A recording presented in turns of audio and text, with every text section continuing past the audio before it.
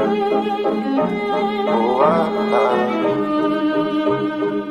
Goyard. Bitch, I'm a ball, bitch, I'm a ball. Don't get no ball, don't get no ball. What's in my cup? What's in my cup? All of that punch, look at that punch. Bitch, I'm a ball, ballin' like Kobe. Ho, keep it moving, cause you do not know me. Bitch, I'm a ball, ballin' like Kobe. Ho, keep it moving, cause you do not know me. Bitch, I'm a ball, ain't talking Milwaukee. Tell my dog sick of me, ain't do no barking. Pass me some greens, you know I'ma spark it. Mama got ass, told her to arch it. Pull up at the spot, hop out and don't park it. Dino say, always keep one in the cartridge. With Joey up pepper, so we going toxic. Came from the swamp to visit the tropics. Check out the scenery. Tell her mama to the backwoods right by the lake. And I had some weed on me. Had to retire my cup, but it still doubled up. So pour out some lean for me. We took an edible, feeling incredible. Fed away into the sheets. Hustle and flow is unique. Easy to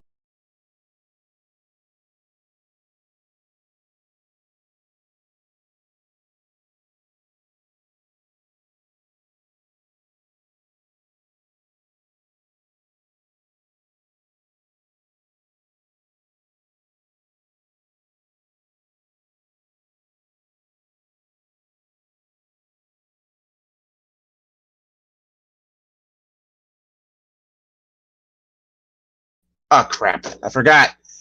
All right, let's start this again. It's PICKOMANIA 2. PICKOMANIA 2, ladies and gentlemen. Welcome, everybody, to the Malguli special Pick'em edition I call PICKOMANIA. What is up, everybody? I'm hyped. We have three kind of 1, 2, 3 shows this weekend. Ring of Honor, SUPERCARD of Honor, NXT, Stand and Deliver. And we also have WrestleMania is upon us. And it is time for the picks and predictions of all these shows. But I'm not alone. Coming in, the first victim of PICKOMANIA. You might have known him. He's a Philly native. He's a sports native. He's a talking native. And you can say he's a podcast mania. That would go to Mr. Robert Lyle. Come on down to PICKOMANIA. What up, Ghoulie? Whoa, what is up?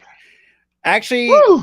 I want to nitpick a little bit. I'm a Jersey native, actually, not a Philly native. So I'm still in that Philadelphia area, but I literally live in Jersey. So a little bit of nitpick there, right there. But then Jersey native. But I'm just kidding though. But that was just well, you ain't wrong though. But I'm still in the Philadelphia area regardless. I'm like, what? Not that 5 minutes out, but regardless. But it's gonna be fun though. I'm excited for Stand and Deliver, and man, this SUPERCARD card is looking fucking fantastic. Did you send the link to Tyler? Is he coming? Tyler, he's pretty much right now hanging out with family. So because he's going to be here for a few days in Jersey. So he's not going to be around. So I'm pretty much going to hold it down for both of us. Okay. All right. Cool. We're waiting on the man who holds my goddamn belt, and he has hold my belt. Dub has hold this belt. He is the longest reigning Malguli Pick'em champion, and I hate it. And also, KeyInDaBuilding won PICKOMANIA last year. Oh, that's right. Yeah, I've held the belt once. Tyler has held it once. And yes, founder of the All Star Sports Network. Yes, and I am so proud of you, Robert. I am very happy for you, my man. Oh yeah, Goldie. I know this is an irrelevant question. Have you played Resident Evil 4 Remake yet? No, I have not. I've been too busy trying to play this monster right here. Yep.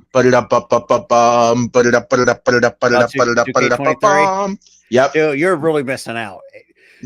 Now, I will say, I just got it. From what I've been hearing, they pretty much kept everything intact. I mean, it was just like a lot of touch-ups, but they did the regenerators really nice in the remake.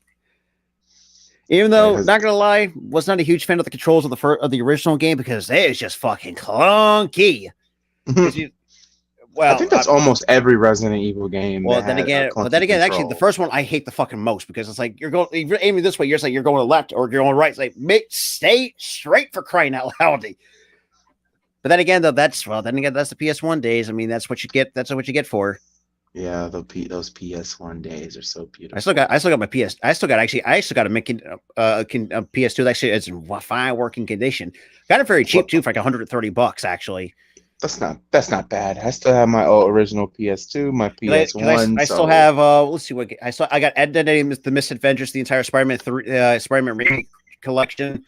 Dark Watch. I think a lot of people don't remember that when that came out. The Vampire Western, which actually still for me is underrated as hell. Transformers, and will be the Power Post 2008. Yeah, so I have some of the games that I used to remember back in the day, and TMN 202. I almost forgot too. And now, and all of that is fine, and I love it because I make me go nostalgic here. Now I have to do this because he's here. So let me get ready for it. God. Now into the battlefield of PICKOMANIA. Ladies and gentlemen, fighting out of the purple corner.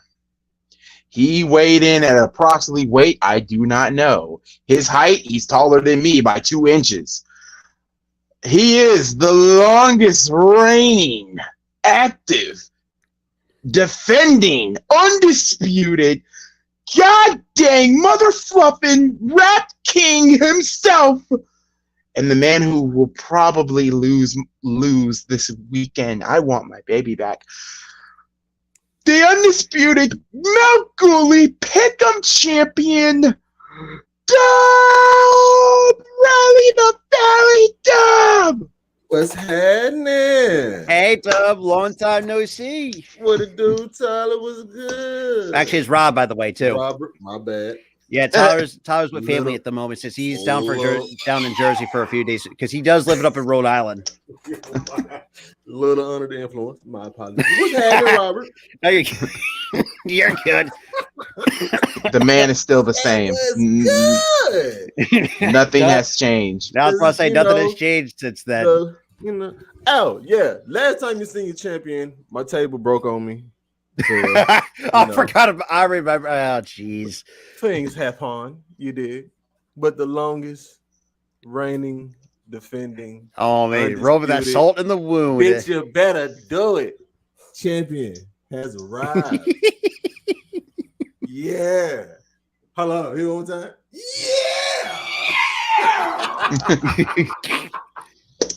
He's losing that title. He's losing that belt. Nah. But I will say this too, though. Ring of Honor television, so far through the first 4 episodes, it's been nothing but short of it's been really good.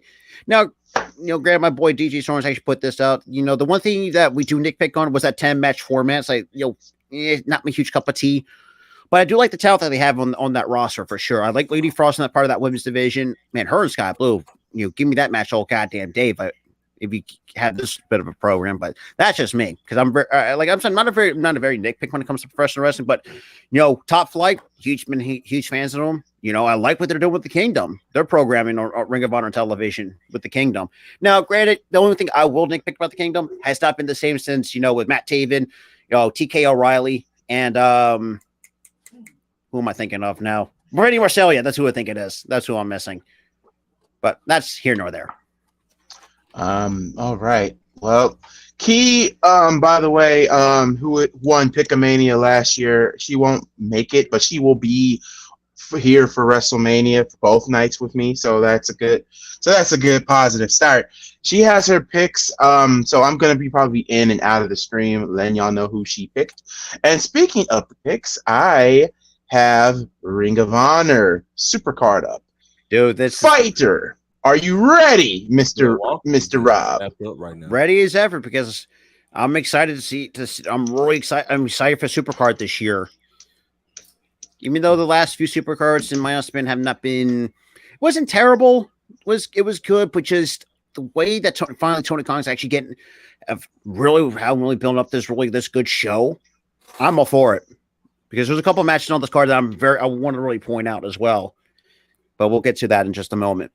And Dub, are you ready? Yeah. We are going to start off PICKOMANIA with Ring of Honor SUPERCARD Okay. of Honor.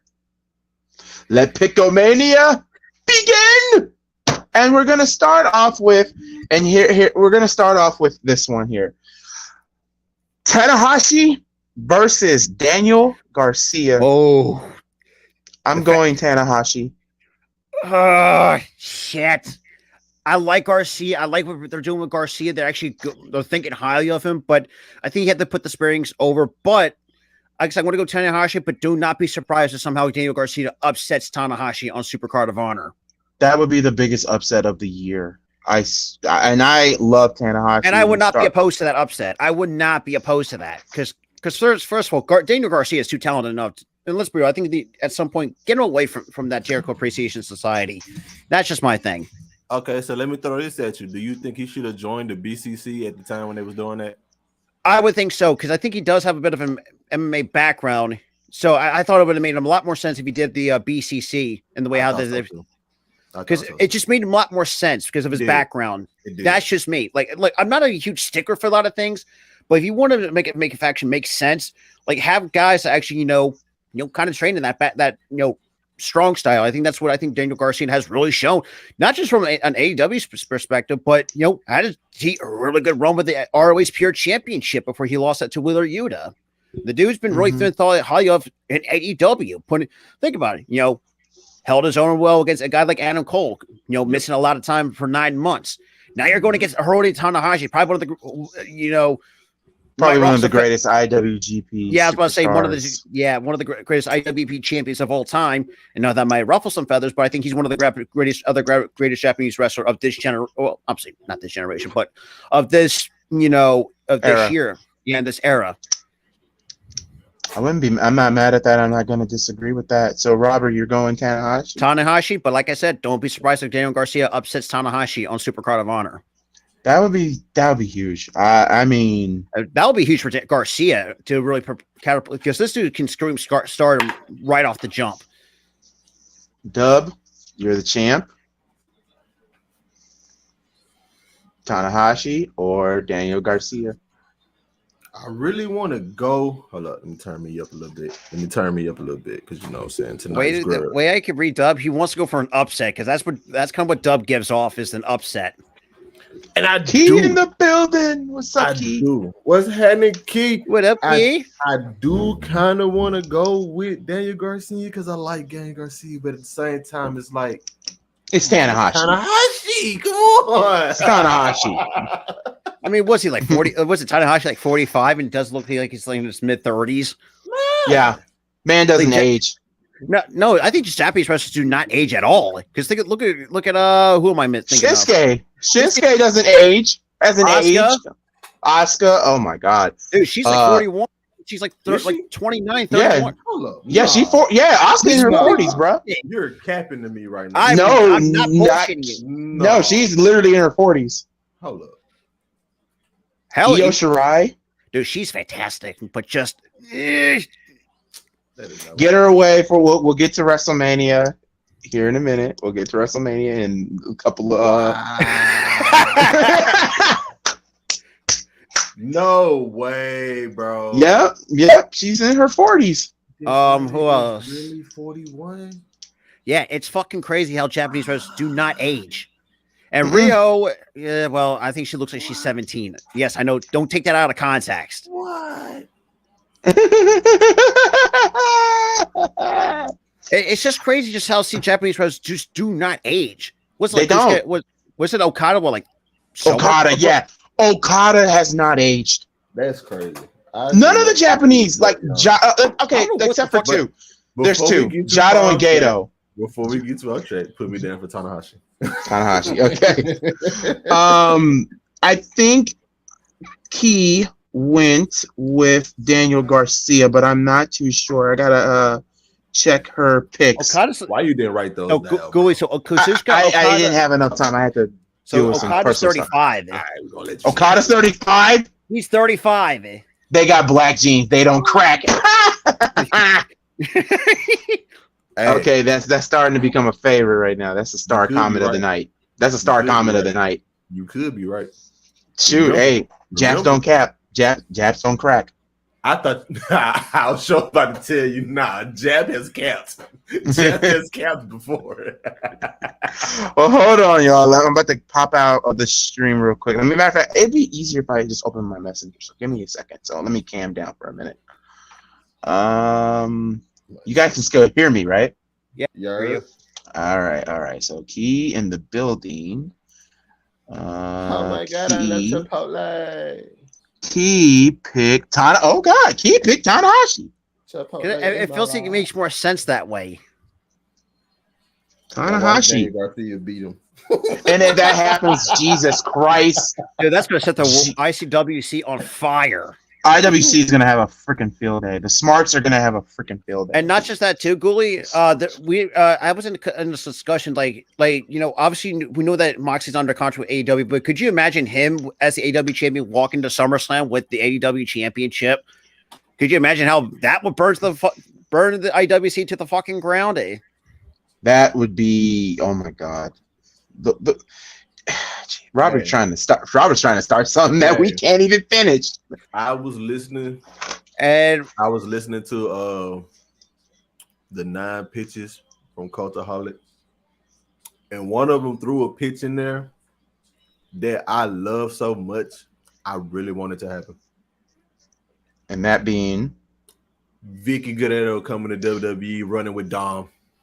Oh my god. And then he slapped me in the face and said, Chavo, come back too. Oh god. Oh. And you know what's so funny? Bro, if you know what'd be so funny? If they backed up Ray instead of Dom. That'd be hilarious. Oh, also, too, another big ass swerve. Has not showed his age. Ultimo Dragon, who is still currently wrestling at age 56. Yes, Ultimo Dragon has not. Yeah, Ultimo Dragon still got it. He was on the PWI 500 too. I think he was in like in the 400s. And he's actually was traded by and obviously Katsuto Yamamoto, and also Grand Hamada. Jado and Gato. Well, Jado and Gato have age. Especially Gato. Yeah, Gato looks like he's really showing his age. Yeah, you can watch Ultimo Dragon. What is up, Janelle? What is up, Prestige? Okay, so we all got Tanahashi. All right, so the next match. Give me a second because squint eyes. The next match we're gonna talk about here, and it's mostly a lot of matches. Well, let's talk about this one here, the Ring of Honor Women's Championship, as Athena versus Robert. Easy. Bro, I forgot she was in Ring of Honor. So the reason why I say Athena, because she pretty much is that face of the division, and you know that Ring of Honor just restarted on March 2nd. So I think what they're doing right now is like, give her a good title reign as much as you can, try to find a suitable opponent for her, then let her drop the belt. But right now, I can't. I like Yuka Sakazaki, but just that doesn't really scream the next women's champion for me. I know I'm really looking to this, but I think Athena is going to retain probably the most dominant What the fuck? What's that was Key's picks and predictions. I kind of put that on here so I can see. My bad. Yeah. So Athena. Yeah. So for me, it's Athena. I feel like well, like I said, I don't think Tony Khan is going to find a way to fuck with that. But if he does, I'm going to really be pissed. But that's here nor there. But Athena for me, straight up.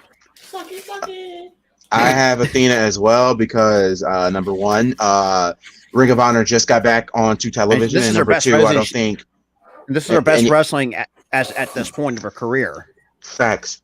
And two, I do not see her losing that belt anytime. I say give her how long she held that belt for, like 6 months? So far around like 6 months. I say give it about a year and a half at most. Because right now, because I think not AEW, but I think Ring of Honor can finally build up more women, or could potentially build better stars. Pretty much on Athena's, could be potentially build up on Athena's level. And then let her drop the belt after that time. Because I think there's one person I want her to drop it to. My bad, Robert. I mean, cut you off. I second who you're going with. But just who? If you can read my mind, who? Oh, I did want to see Sky Blue, but she's not ready just yet. But if you build her up right, Sky Blue. Surprisingly, it wasn't Sky Blue. Really? There's one person that I would love to see Ring of Honor champion. I'm trying to think. Who else is who's part of that women's division though? I'm really drawing a blank on it. Because I was thinking. Let me say this. She's been in Ring of Honor, but I think she's better in Ring of Honor. But right now, with this whole storyline that she's doing in AEW, it will really, And this. Well, it's not Tyler Valkyrie. I know that for a fact. It's not Tyra. Oh, if you give up, just let me know. I'm giving up. Willow Nightingale. Oh, shit. I want Willow Nightingale to take it off. I will admit she was the last person that I would have guessed. I love her style. She's bubbly. She's cool. And me and Dub have seen her live before. And last night she showed a more slightly vicious side against me. Yeah. If you give like an aggressive baby face, I'm sold. Mm-hmm. Yeah, I would love for me, for I don't Willow mind the Nightingale. bubbly type of characters that some of these wrestlers have, but at least make them to like a vicious baby face, like literally, like they can stand toe to toe, especially with how Athena has kind of been built. Let her have that side with Athena. Let these two women beat the fuck out of each other. Yes, and also I'm going to say this too. I want to also put this down here. I would send. Okay, Jade. I love Jade Cargill. I do, and I'm gonna say, Dub was like, "What? Excuse me?" What was that? Dub's a big fan of Jade Cargill. Jade Cargill. I have Tyra Valkyrie kicking the living fuck out of her. No, look here. You watch your dirty mouth. I'm being serious. Like the only one I can think that's reasonable to take the belt off her is Tyra Valkyrie. I think she's more because. Look at the rest of the women. Like, who do you fucking got that's established that's enough where they definitely don't have nobody that's like built up to take that from her. But facts. Yeah. At the same time, though, they also need to make her the women's champion before it's too late. And it's kind of getting there a little bit. Yeah. Because I don't know how far they're trying to go with her. Well, it depends. Like, I think Hater's kind of held the belt for 2-3 months now. I think so. I say let Jamie Hayter run that with that belt a little bit longer before you pull the trigger on that. But so do you pull the trigger on snapping her undefeated streak before then? I would if it's the point to it, say okay, if she's ready for the women's title picture, sure, let pull that trigger immediately. But say you My bad, Robert. You continue. But yeah, that's just my final thought. The one thing I also say about Jade, they need to add one more baddie. And there's one that comes to mind. And it's nobody really on the AEW roster. I mean, she has been on AEW in dark matches and stuff like that. I would love for them to put Renee Michelle as one of the baddies. She calls herself the Jessica Rabbit of professional wrestling, and hell, she got the body for it. So why not? Yeah, that is. Why not? Yeah, that is true. Wait a minute. What's the name again? Renee Michelle, and you won't believe, Dub, who she's married to. Woo! Dude, she's smoking. She is smoking. That woman. I exactly know who she's married to. Oh, that's just funny. Yeah, that's what even makes it tell. That tells you. It tells you a lot of things. Woo! Damn. I'm on the know if Dub is that he's looking Renee Michelle up right now. And she's been in WWE before. And a storyline for that 24/7 championship with her actual husband in real life, Drake Maverick. Oh, that is her. Yeah. Dude, what? Dude, that put her in the baddies. I'm sold. Put her in the baddies. Put her in the baddies. Built her up. Tony Khan give her the contract, and she already posted today that she's been in the business for 10 years. So yes, it doesn't look like it doesn't look she hasn't shown it on her though. That's the thing. But then again, there may be some artificial enhancements, but that's going to be a whole nother story for another day. But anyway, what is up, DT Wrestling? What is up, DT Sports Podcast? John L. Jackson with the question saying, would you like to see Mercedes Mercedes Moné, I believe he's talking about. Yeah. Show up at Ring of Honor since she's almost finished with New Japan. It's possible. It's possible. There's been rumors, or take the rumors these with a great assault. There's been some rumors where they might her name's been thrown like into like the forbidden door. We could be seeing her on AEW television or wherever the case may be. Now, I wouldn't mind if it was Mercedes Moné, the one taking the belt. Now, I will say, too, though, I don't like her entrance. I don't like her theme song, to be quite honest. It's just too boring for me. It's bland. If you're going to have her take the belt off her. The question is, who are you going to have take it off of her, though? That's the thing. If you're going to have Mercedes take it off Jade, you're going to have to put her on the contract. She can't. Oh, yeah. Right. Even though Mercedes doesn't want, she said herself, like she doesn't want these like long-term deals. Yeah. If you have like it's like a short, it's not. Yeah, I was joining on this one. It's too soon for me to let her drop the title, because if you do that, oh good lord, that's going to have people, especially in the back, not liking that whatsoever. Mm-hmm. Well, that's just me. Mm-hmm. Also, my bad. Didn't mean to cut you off, Robert. Dub, who you picking, Athena? Because we're still on Athena versus Yuka Sakazaki. You know I'm going with Athena. I'm going with the black girl. Dude, Athena, man, this is the best. This is the best she's looked. Trust me, it feels like it's forever. I've loved this lady since Ember Moon. I gonna hold you. Even though that company, I did feel like the company did it, like there. I mean, because I feel like Athena now, like she's like you can see like the full potential. Because I feel like WWE kind of held her back. Ember Moon was supposed to be. Yeah, but then again, it's on PG television. That's why I think what held it back. But for me, I think the underrated finishing move from her is the Eclipse. Is the Eclipse? Mm-hmm. Oh, facts. Mm-hmm. Oh, facts. Speaking of Rochelle, they actually have a picture of her as dressed up as like the Tomb Raider with the little crop, the old Tomb Raider from like Tomb Raider 1. See, this is why I want Renee Michelle to be a part of the baddies. And when she is live, the next time she's live, I'm going to ask, please put in, Jade needs to put you in the baddies. That'd be my favorite baddie of them all. I do feel like it does make sense though. I mean, she's hot as hell. Yeah, well, that too. But she looks the part though. That's the thing. Side note: Milwaukee is down 30 at half. Jesus Christ! To Boston? Getting spanked up. Oh God. Okay. Wait a minute. Before and Key, by the way, picked Athena. So I think once again across the board, so PICKOMANIA. We're Athena. So let me read this one. What if Mercedes comes to AEW since her contract is almost up? She does. It's possible. Like, it's possible, but I think it might be on a short-term contract. That's what she's been looking for, or that's just she doesn't want these like long-term deals. What WWE was giving her, to the point where like, and she even said herself, like she lost herself, like she doesn't know who like Mercedes is anymore. Like you don't like, and I think she doesn't want to make that same mistake again. So I can't blame her for asking for like a short-term contract, say maybe a year or so, maybe 2 years max. The last couple of she did been like what, a couple months? Wait, what was that? Like a year. What, her WWE contract? No. One she's running, like the one she's been running now. There's been like what, a couple months, a year.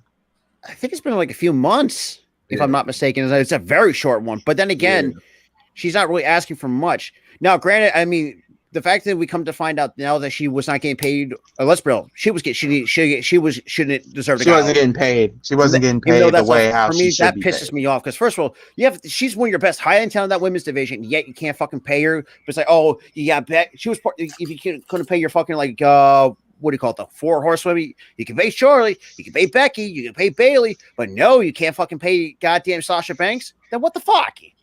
Yeah. What is up, Steve-O Speaks? From here on out, every time we have a rant, somebody is literally getting the solo. Every time when someone rants. Right now is on my grill because of that.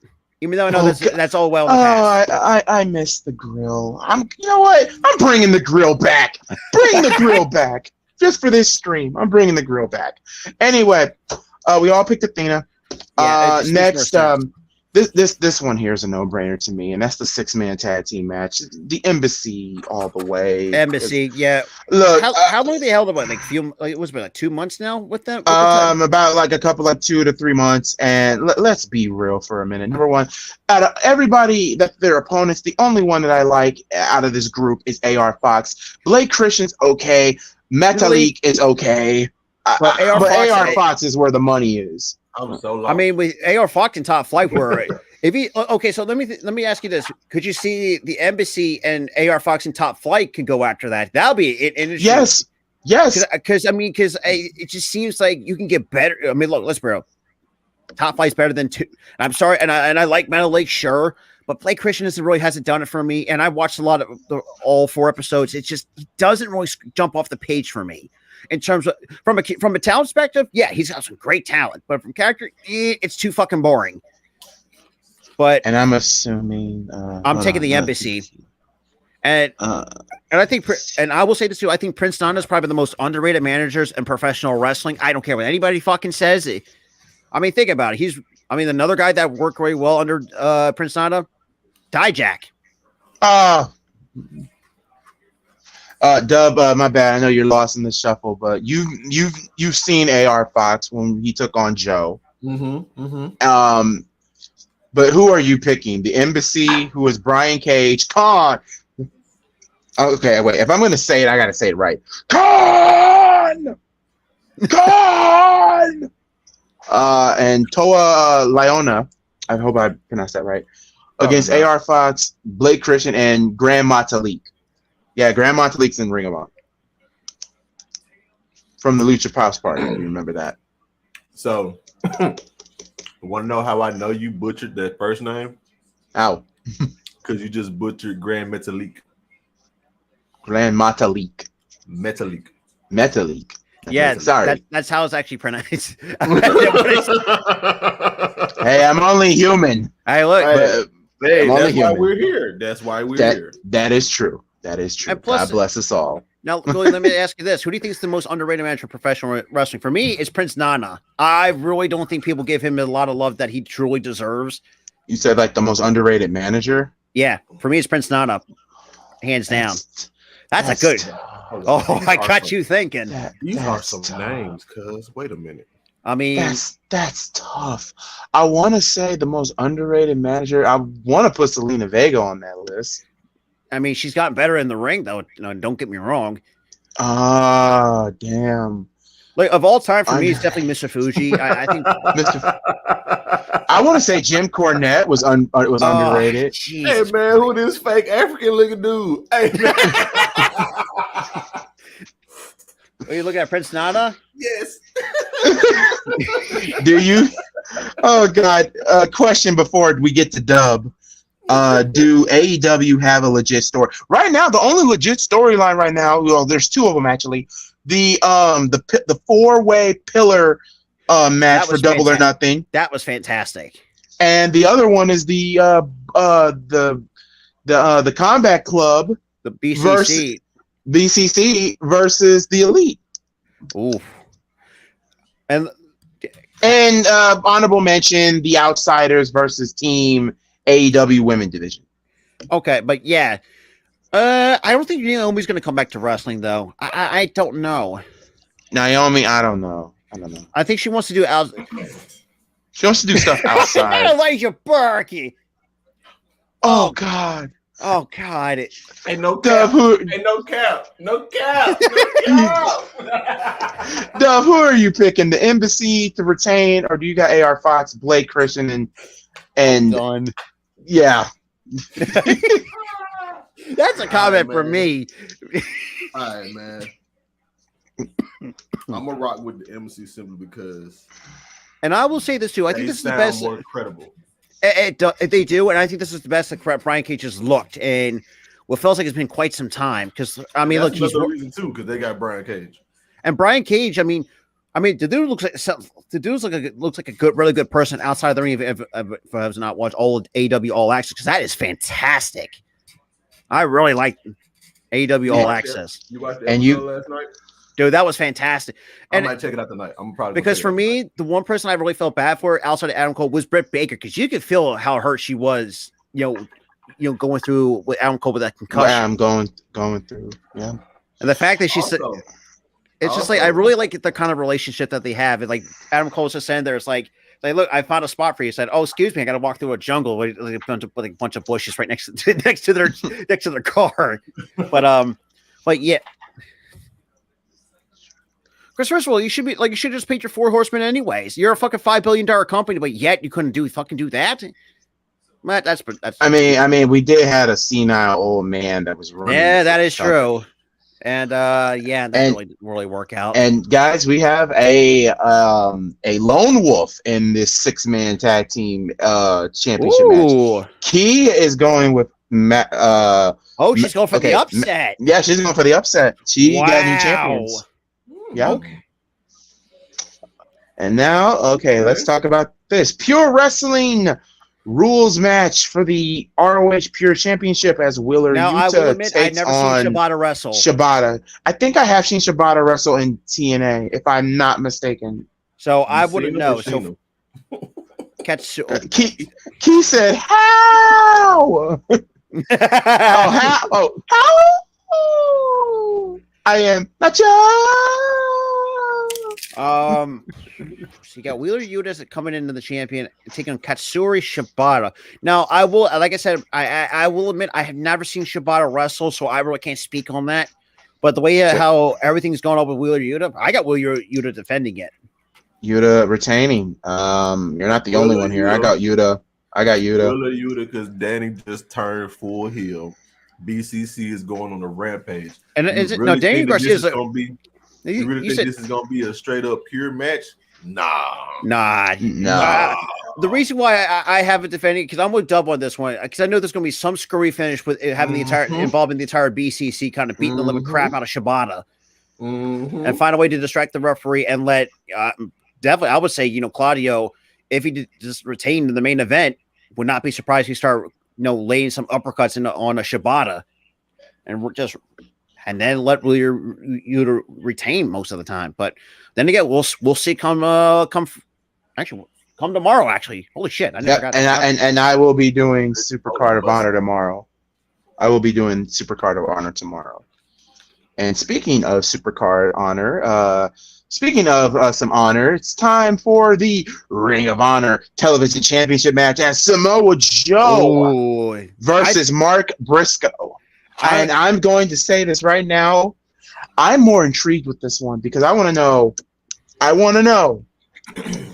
Look, Samoa Joe has held that belt for a long time. We already know this. Mm-hmm. Is it time for Joe to drop the belt? And if so, is Mark Briscoe the right opponent for it? Well, knowing that, because I need to know the answer to this because I'm not sure. Has Mark dropped the tag team championships yet? Yes. Okay. Yeah, because they're supposed to make new title designs for the tag. Yeah, they're making new title designs. So yes, he has dropped the belt. I also seen that he said he don't want to do no more tag team matches. It's only. Without Jay. I mean, God rest Jay's soul. Since his brother passed, he said he don't want to do no more tag team matches. He'll do I will say this too, though. Singles matches. I kind of followed it, 2-on-2. And this is not the first time both Mark and Samoa Joe is locked up, and people tend to forget. Like this is they had a bit of a rivalry since the early days of Ring of Honor. Now, yes, I do have Mark Briscoe winning this because I do think with Mark actually now acknowledging that he wants to go on a singles run, I think this is a perfect title for him to hold. And and this is what he has never held singles gold before. I think it's perfect. No, it's a perfect never. And this is a perfect time to do it because like you said, Gold, without Mark, it's. No, Jay. Jay. What the fuck do I say Mark for? Like, God damn it, Doug, you got me all fucked up too. My bad. You know where I was going with this, but let me. It's that purple haze. But just because look, the Briscoes for me is one of my best tag teams. As a fan of Ring of Honor. It hurts me to see, what Mark's going through and stuff like that. I mean, this is a perfect time to do it. You know, Joe, for the longest time, the dude, let's be real, the dude's an underrated wrestler when he's healthy, you know. But regardless, I do think Mark is really just now it's the time for Mark to hold the TV title and, you know, establish himself as a singles competitor. Because without Jay, you know, that, you know, what's there to do now in the tag team division? You know, it's like, I really do think it's time to pull the trigger on it. You know, knowing this goes back for over 20 years. So you are going Briscoe, basically. I'm going Briscoe. Get your bot ass on somewhere, my boy. I can't, and the sad part is I can't delete it because it's Twitch. So yeah, we're also live on Twitch. What happened to it? But get your mustache on somewhere, my boy. Dub, actually, wait, you're the champ. So you're the champ. You're going last for Ring of Honor, but you are going first for NXT and WrestleMania, just to let you know. Because you're going in blind, just like I am with Ring of Honor. That ain't no problem. Anyway, you guys not watch Ring of Honor television? I haven't had the chance to, but I've been following up on YouTube. Okay. I was about to say, because I mean, if you get, I don't know if you guys caught up on NXT, but if you guys want to hop on with NXT Stand and Deliver, you're more than welcome to. But yeah, that's just like, I know, like, this means a lot. Like, this match for me, especially with Mark Briscoe, means a lot to him than it does for any. And Joe said it, and I think there's one time Joe said, yeah, I mean, I think he's willing to drop the belt because I know, because, you know, if you look back the history between the Briscoes and Samoa Joe, I mean, Jay and Samoa Joe, they were very close from one another. Like, this is like, you can imagine, like, this is both, not just on Mark, but you can imagine this is what's going through Samoa Joe's mind, knowing that, no, his friend's not there. Well, that's just me. And I'm going with Briscoe too. I think I think Samoa Joe's Ring of Honor Television Championship has run its course. I think having Mark win a singles championship is really good for him because, like Robert has said, Mark has never, the only close of a title that Mark has been close to winning is when him and Jay had that feud for the World Heavyweight title. That was like probably the closest he's ever been. I think that was what, single championship. 2013, 2014. Yeah, 2013, 2014, that time frame. You know, it was just, that was that close. I mean, it was like, I think it was a mini feud, if I'm not mistaken, too, between the two.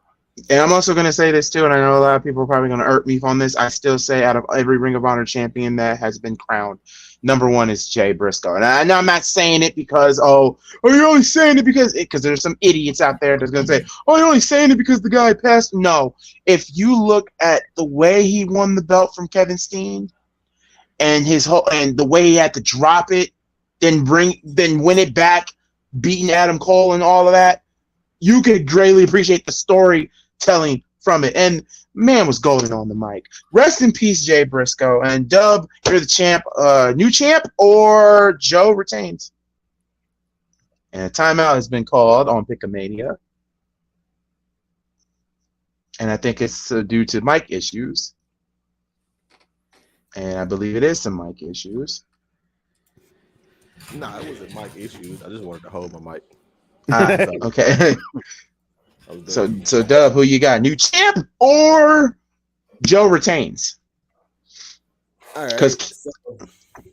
So part of me wants to go Joe because I rocks with Joe. I like Joe. But part of me wants to go Briscoe because of what y'all say. He hasn't had a singles title, and he was willing to do a singles run to keep his junk going. So, oh man, this is tough. This might be the toughest pick of the night so far. Might be the biggest pick of the night. I'm gonna go with Mark.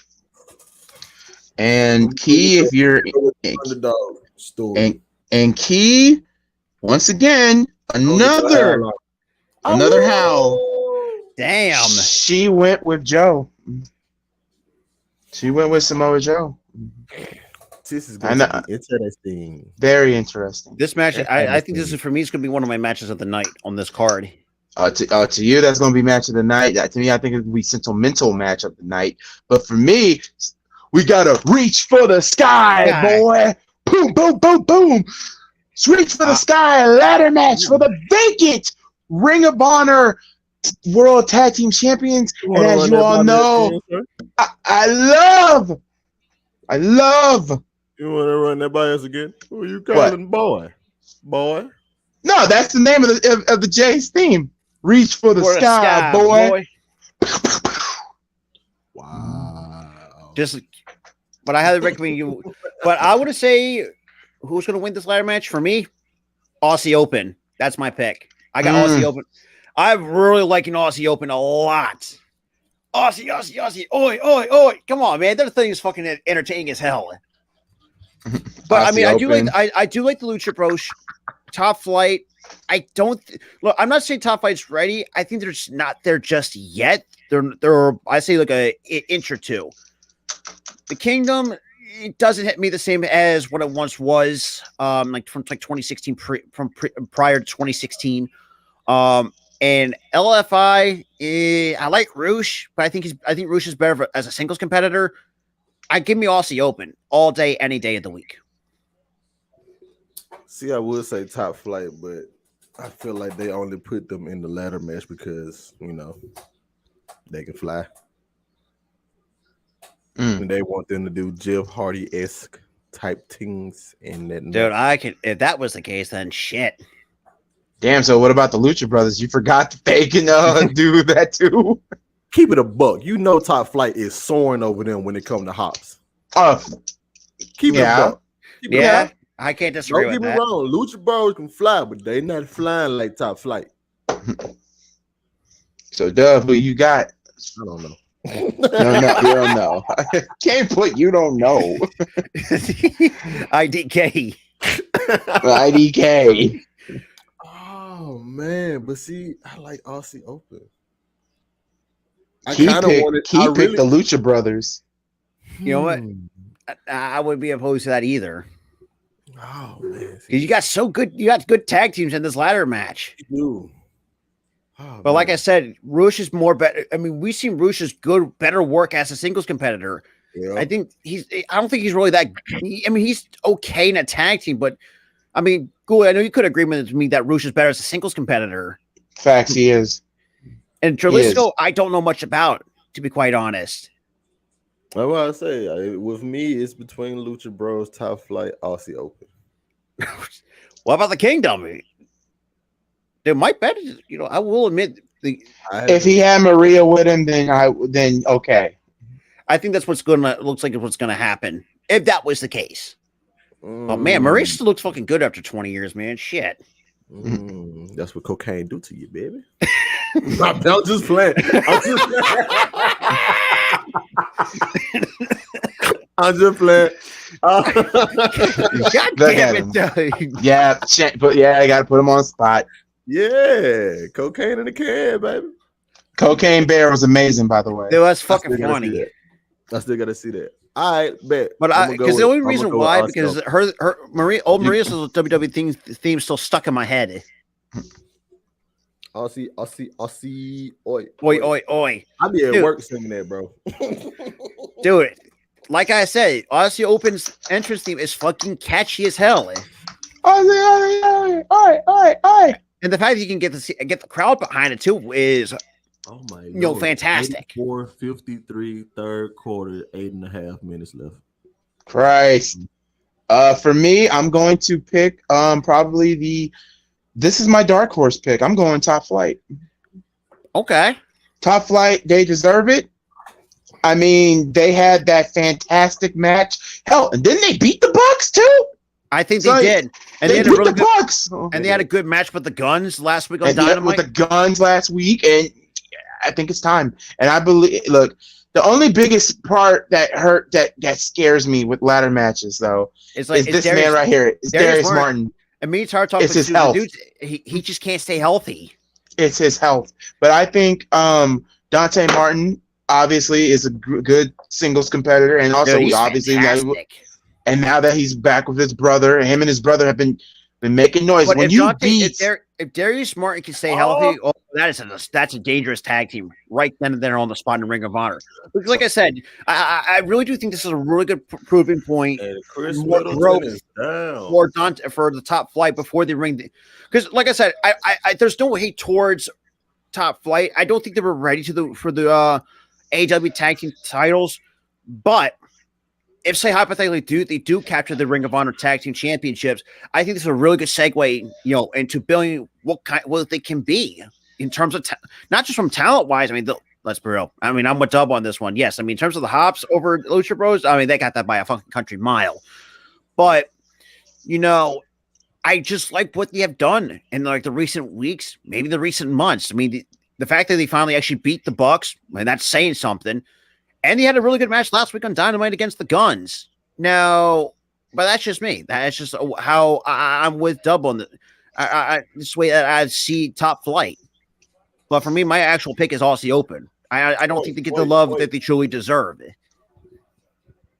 Chris Middleton just took an elbow to the face. oh, Damn. whoever got him in fantasy.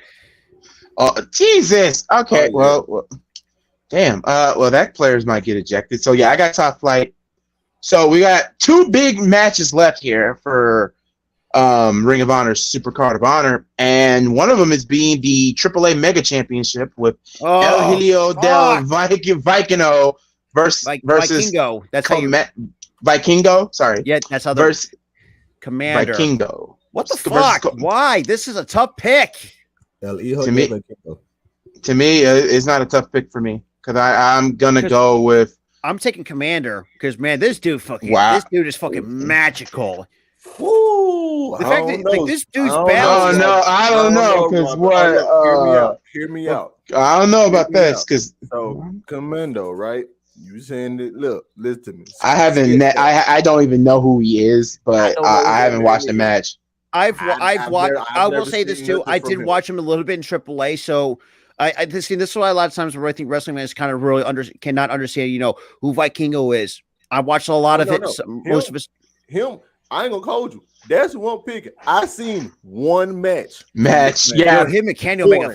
Kenny Omega. Yes, that is the first time I have ever seen this man in my life.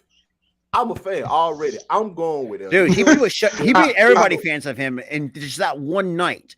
Tony Khan signed this man to a motherfucking contract. Is good. Let him continue to. I'm with Dub on this because I saw one highlight. There's so much stuff in that match telling her, "Babe, look at this dude." Like, Dude, 630 right through the fucking table. And he was this close of hitting the freaking apron. bro. He was playing with fate. Because I was watching. All right, what you finna do? Then he hit it. I said, "Whoa, wait a minute." But Robert, you're the lone wolf because even he had the champion retaining here. I'm sorry, one match did it for me. Well, how long is Vikingo's title reign though? That's the biggest question. Matter of fact, I'm happy you said that because I'm about to click it. I'm about to click it. If my computer is not being a douchebag, well, my computer is being a douchebag, so it's gonna take a minute. There it goes. Come on, douchebag. All right, there we go. All right, where are we at? Jeff Jarrett hold this belt. What? Jeff Jarrett has hold this belt. 274 day. What the fuck? Bro, El Texo Jr. Oh my god. Okay, yeah, this got to be Kenny Omega. Yeah, Omega. Yeah, they can't. Oh shoot, 482 days. Fuck. Guess how? 480. I think it's how time. old is he? No, you got to guess. 40. Boy, you so far. Vikingo? You so far away. I say he's 30. 20? 29. Ooh, you close. You 30. Close. You done jumped too far. Damn, 28. Ooh, you getting 26. 26. Ooh, 27. Boy, you almost on 5. 23. 23. Oh, you so close. What the Bro, 22. 25. Bro, oh my god. This dude is 25 years old and he has held this belt for 482 freaking days. Oh, yeah. Sign this man. His birthday is next month, April 29th, 1997. Sign this day. Oh my god. Look He's at saying you 5 foot. Oh my god. Kenny. Oh my god. Kenny. Bro, oh yeah, I forgot Ray Phoenix also hold this belt for JJ 420. Jeff Jarrett is a 2-time AAA mega champion. This gives me so many concerns. 5'5". That is very concerning. Bro, John Morrison, I remember he did hold this belt. If I'm not mistaken, was that Texano Jr.? Was he on? Oh God, was that Lucha Underground that Texano was one? No, that was who else? That was him. Yeah, I did not know he went by that name. Oh my God, the mega champ. So is the mega champion like? Oh yeah, that's the world champion. That's okay. I don't like the fact that TNA call it the Mexican Heavyweight Championship. That was oh God. Yeah, that's Vince Russo, because I doubt that's Jim Cornette. I highly doubt. I love the fact that it's called a mega, not a world heavyweight title. So you know what? Champion's retaining. I'm sorry. 25 freaking years old? Are you kidding me? And the fact he's held over 400 for over 500 days. So this man has held this belt since he was what? Okay, since he was 24. But for a year. Okay. But his dad's King Vikingo. Okay, yeah, I gotta watch more of this man's matches because okay, well, fanboying aside, he been going for a minute too. Bro, okay, well, fanboying aside, we got a main event to talk about. 2017. So Claudio I'm reading up all in this man history. Let me chill. Claudio Castagnoli will defend the Ring of Honor World Championship against Eddie Kingston. Now, before I pick, I will nitpick a little bit. I do not like the current design of the Ring of Honor World Championship. I'm sorry. I know that's going to ruffle some feathers. I just don't like it. It's just too. What's it look like now? That's it? Yeah, that's the Ring of Honor World Championship. Oh, that is plain Jane. Oh, that's plain Jane. I'm sorry, because I just never paid attention to the belt like that. If you looked at the original, the previous design that Dalton Kelso has held, that one, yeah, from 2012 to 2017, or the one that Cody Rhodes held. I actually did not mind those designs whatsoever. I like this one where my mouse is right here, or the one that Jay Lethal got. Like, yeah, it's like you got a lot to do with it. Oh God. Jesus Christ! Look at the second designs from 04. Ew, that is just disgusting. But that's one little nitpick. God. But the question is, how long Claudio has held the belt? What since Claudio has won this belt since December 10th. So final battle. Okay, so final battle 2022. Fuck, I like what Claudio's doing, but son of a bitch, I have not watched Eddie Kingston wrestle in Ring of Honor, so I really don't know. So who's setting on who? In terms of the pick'ems, who did Key get? Key picked Eddie. Oh, she took Eddie? She took Eddie. You know what? I'm on that as well. I'm going to have Eddie Kingston upset Claudio. Because, let's be real. Eddie Kingston, when it comes to the mic work, is phenomenal. Yes. And the dude's really good in the ring. And you can't tell me this dude can't be a world champion no matter what.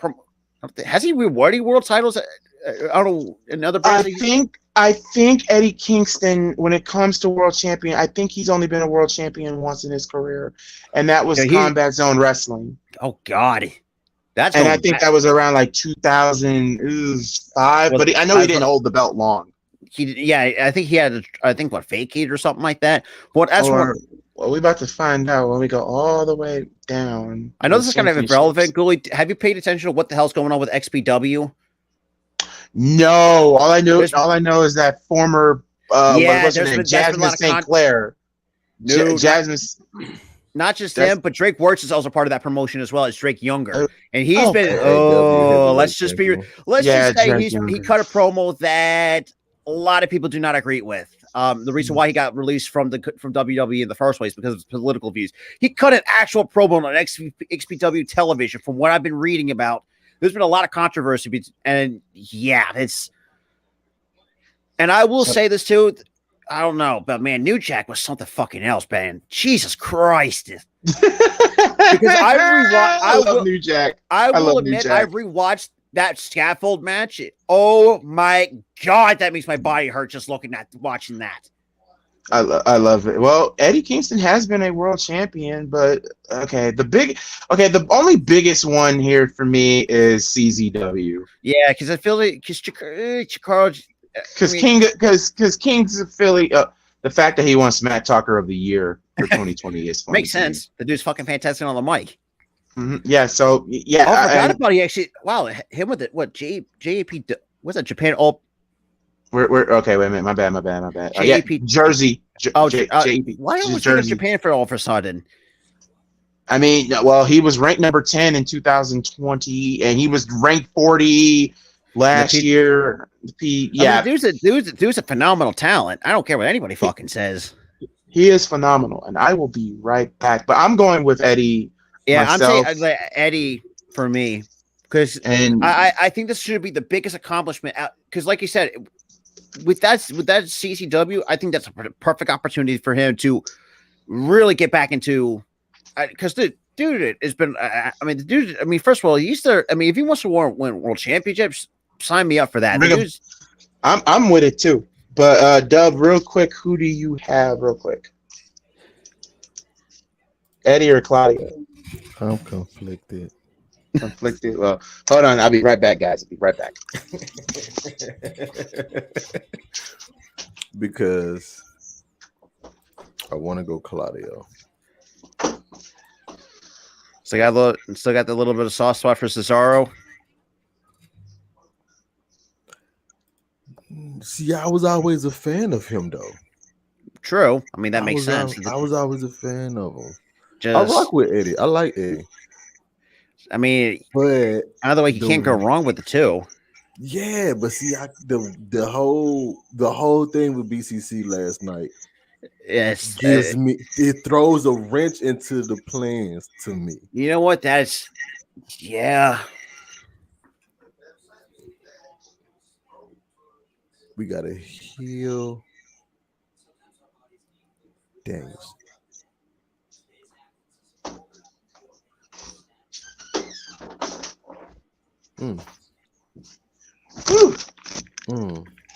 Sorry about that. We got to heal Danielson. He went complete.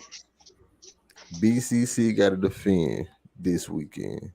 And I can just see so much shenanigans happening because they've been doing shenanigans for the past couple of weeks. You know what? That's a good point. But I know at the same time, I kind of want this Eddie and Claudio feud to go longer. I don't want Eddie to get it yet. Don't be ending too soon. I think that's where Dub is going. Like, build Eddie up to be the face for Ring of Honor.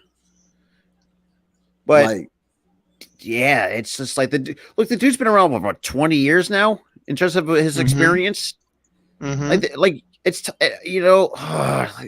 I'm with Dub on this one because now I'm really second guessing myself on this fucking one. What the fuck? Because I'm thinking of it like this. They're in the process. I'm not gonna say they're trying. They're in the process of rebranding and rebuilding Ring of Honor. You already have your women's face right now. Tag team face, you had it. Unfortunate events happen. You have to find a new one. Mm-hmm. You already got your women's already set. Yeah. Claudio is who you wanted it to be. He's doing his thing. Yeah. You know what? That is a good point. Why not? You definitely could build around Claudio through the roof. But the fans have also been fallen in love with Eddie. They want to see him. That's what I'm saying. If you wanted to shoot through the roof, give it to Eddie. That Daniel Bryan-esque build. Yeah, kind of like the 2014 Yes movement. Grandma, sister, cousin behind him. And I did love the my bad, Dub. I didn't mean to cut you off, but I loved the sit down between him and Claudio. That was I loved it. And by the way, Goalie, going back to Vikingo, this is his first reign as the AAA Mega Champion. By the way. Oh my god! Yeah, this dude is. Yeah, I'm not changing my pick. I got going with Claudio. I'm gonna go with Claudio. Wait, did I get? Robert, you picked Eddie. No, I got no Eddie. I'm talking about for the AAA Mega Championship. Oh, Commander. Oh yeah, you know what? Change that to Vikingo. I'm like, I'm gonna keep. I think he's gonna really he's really putting prestige into that title in terms of in that AAA promotion. Well, let me say this, boys. These folks down 40. Low. With this Ring of Honor pick so far, let me say this. When it comes down to it, we are split down the middle when it comes to the following matches. Key being the lone wolf for Joe and Mark Briscoe. That's surprising. Dub and you, Robert, are tag teaming when it comes to Aussie Open. I got Top Flight. Okay. Key got Lucha Bros. So either way, that could be a tiebreaker. We all and then also Dub being the lone wolf has to howl. He has Claudio, and the rest of us have Eddie. So, oh boy, Ring of Honor. See, this is what I love about PickleMania, and I will be live for Ring of Honor tomorrow. Well, let me ask you, that's never happened before in terms of we never had the split. Never had a split like this. Because look at that card just looks fantastic for Ring of Honor. Yes, it does. It really the does. fact that Phil King, this is his first reign of Shipley Mega Championship, is what the fuck? Hey, almost 500 days as their main champion. Man's is bad. Man, and with 25, what the Man's fuck? is cold, and he only 25. That is and he 5'5". 5'5", 165 pounds. That's fucking nuts. What some of these young guys are just built differently these days. Hey man, and they're in our age. Hey, I'm actually surprised. I'm actually older than him by. Actually, you know what? You know, me and Dub got him beat. Hey, I just turned 26 on the 28th. Dub, you telling me to chill, bro? I'm about to turn 30 in the next couple of next year. Oh God, I'm not there yet. I got another 4 more years. It's coming. It's gonna come. It's gonna come. But NXT though, I cannot wait for this because this is interesting.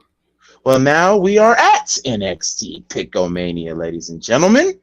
Because I've watched a lot of NXT, so I got to stand and deliver. Deliver these nuts.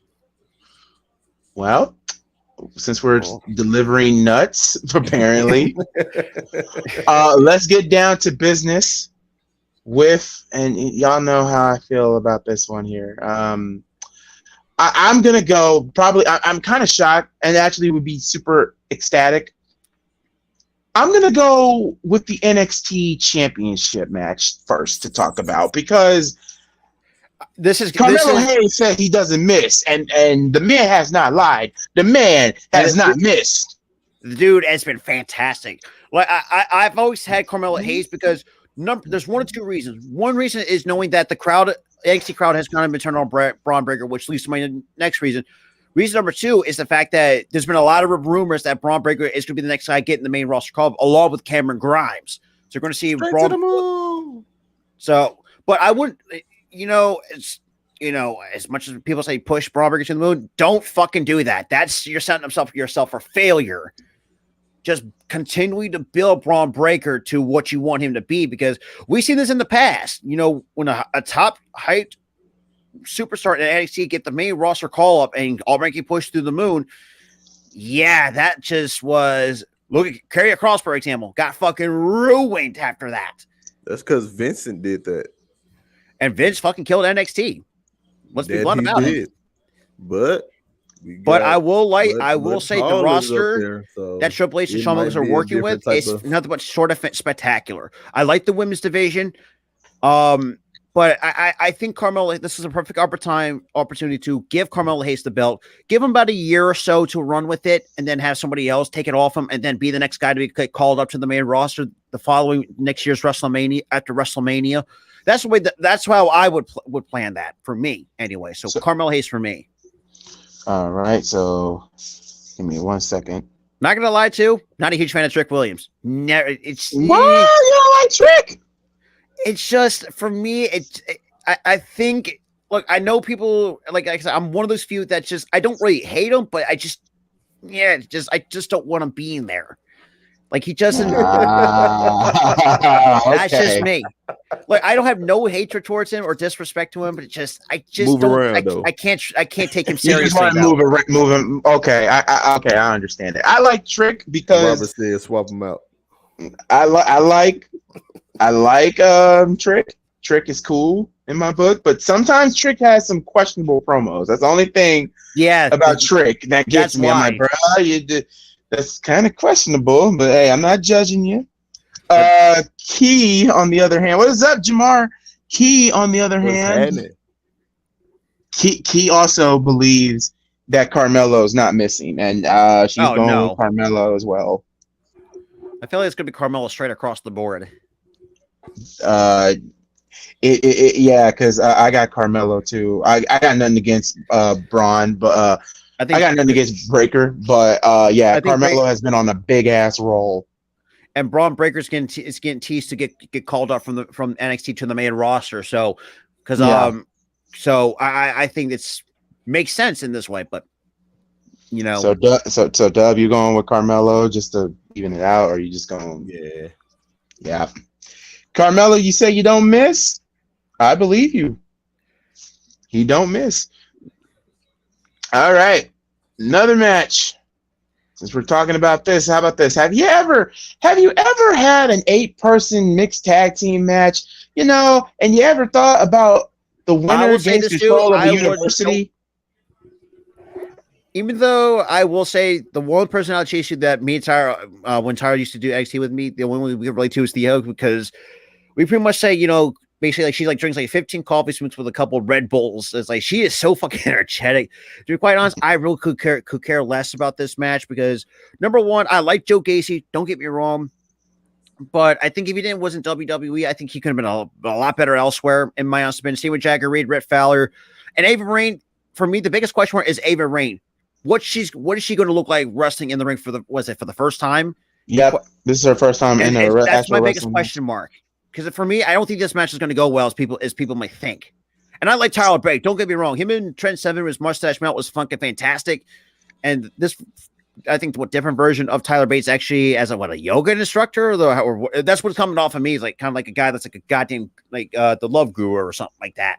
Oh no, not the movie that killed Mike Myers' career. I mean, that hurt. That hurt. But I just can't take this match seriously because look, I think Joe Gacy, really good wrestler, but Chase University, if you had this on the main roster, that's pretty much got Jobber written all over it. Let's be real here. Tyler Bate, I think he could be better elsewhere on the independents. Schism, they haven't really done much to show me to be an effective group. Because look, the promo package itself, sure, I like what they're bringing, but in terms of the talent, Ava Raine's my biggest question mark. So unfortunately, I'm going to have to give it to Chase U. I can't really hate to do that because I'm a huge fan of Joe Gacy. I just can't do that. Well, okay, I respect that. Key on the other. Oh, hey, Key picked. How you pronounce this? Schisms. She went Schisms. Ooh, and you know what? Okay. I'm going to pick Schism too because let's be real. Chase U has been getting owned by Schism this whole damn time. They've been getting that's owned. where this do go. They're also teasing a bit of a heel turn with Duke Hudson too. You could see some cracks forming within the Chase U. Because I was going to mention that too. Yeah. So, I mean, I'm going Schism. Because I love Joe Gacy. That's why I was gonna go. You know what? Because I see Duke. Now that I think about it, yeah, give me Schism. Change mine to Schism. Okay, this is really hard to redo with the pen. Right. I see Duke turning on him in the match. You know what? I didn't think about that. That's how what I would have done. And I think Ava's gonna blow people's minds. School, don't it? Yeah, they get control of the school. Yeah, the whole Chase University. Imagine Schism running that jet. Bro, I would not be. I'd be like, yeah, I got concern questions. That's the only thing I would be saying. Who want to hit the joint? Oh God, yeah. This is gonna be joint match of the night. Who want to hit the joint? Now this is an edible of the night. Edible of the night. Oh, trust me, edible trust me. I during would this definitely match, be eating is it. What edibles at God. 1 o'clock in the afternoon? Oh God. Oh yeah, pop an edible in midday. Yeah, I'll try. Yeah, midday edible. Sure. For me, Yeah. I'll do a pop brownie midday. A midday pop brownie. Oh my Can't go God. wrong with that either. Well, I think it's all schisms. Yeah, all across the board. Because if that was the case of what Dub said, if Duke Hudson does finally pull the trigger on the Duke Hudson heel turn, I think this is a perfect opportunity to pull the trigger on that and really finally disband Chase University. 117 to 76. That's Is Marcus Smart? How many points does Marcus Smart have? Because you do That know boy I have sitting him on in the fantasy. bench. That boy sitting on the bench. Damn. So okay. Well, he didn't help me. Damn it. All right. Damn. Okay. Anyway. Okay. Let's change gears a little bit. Let's stay on Jason topic. Tatum sitting on the bench.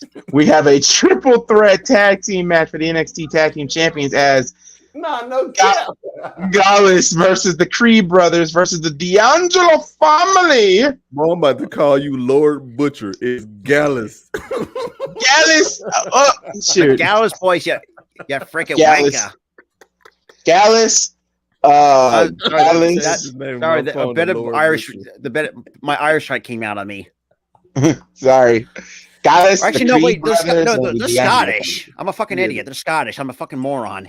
Who do y'all have in this triple threat tag team match? I like it. I mean, Mark Coffey and Wilkin. They've been.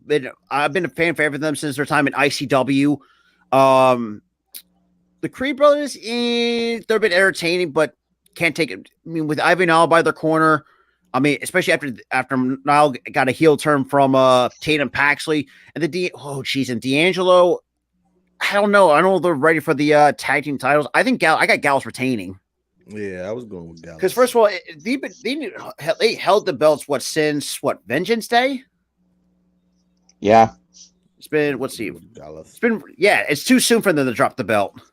Let me see for Key. She picked. Damn, did Key pick? Oh, she picked the Creed brothers. Ooh. Okay, not a bad pick actually. I'm going to, you know what? Even though NXT, I know this is probably gonna kick me real quick, but I will say this: I know I've always been a fan of theirs, especially since they got Delgado Fantasma out. Y'all gonna kill me. I got the D'Angelo family. You know what? I would not be opposed to that. Because I like Tony D'Angelo. Dude, and that Godfather gimmick is fantastic. You know what they remind me of? The FBI. That's what they remind me of. The full-blooded Italians. That's what they remind me of. I hated the FBI. I hated them. No, let me say this. I hated the WWE version of the FBI. Oh, that's what I meant. Yeah. But the ECW version. Woo! ECW was a whole different breed. Well, let me say this. I didn't like the first reenactment of the FBI. Like, rest in peace, Tracy Smothers. But the FBI that I liked was Little Guido and Tony Mamaluke. That was my FBI. They used to had what the fuck's her name? Trinity. Oh God. Remember that one outfit she wore on ECW television? It was like old caution tape, it was like a bra or whatever. I was like, yeah, it's a caution bra. Oh, I was like, what are we doing? Well, that was what, yes, 06? That was 06. Yes, Dub. They, I'm gonna put you on the screen. Look it up. Trinity. They put a caution tape on this chick's chest. Dude, I kid you not. And she was with the FBI. Here's the thing. Now, WWE's version of the FBI, okay, with Johnny the Bull, I liked him. I did like Chuck Palumbo in that group, but it just didn't scream out. It was just WWE's version of the FBI. And also, let me say this, multi-billion-dollar company, just get the rights to the Beastie Boys, Don't Sleep Till Brooklyn, because that's what the song is based off of. That is true. Don't sleep.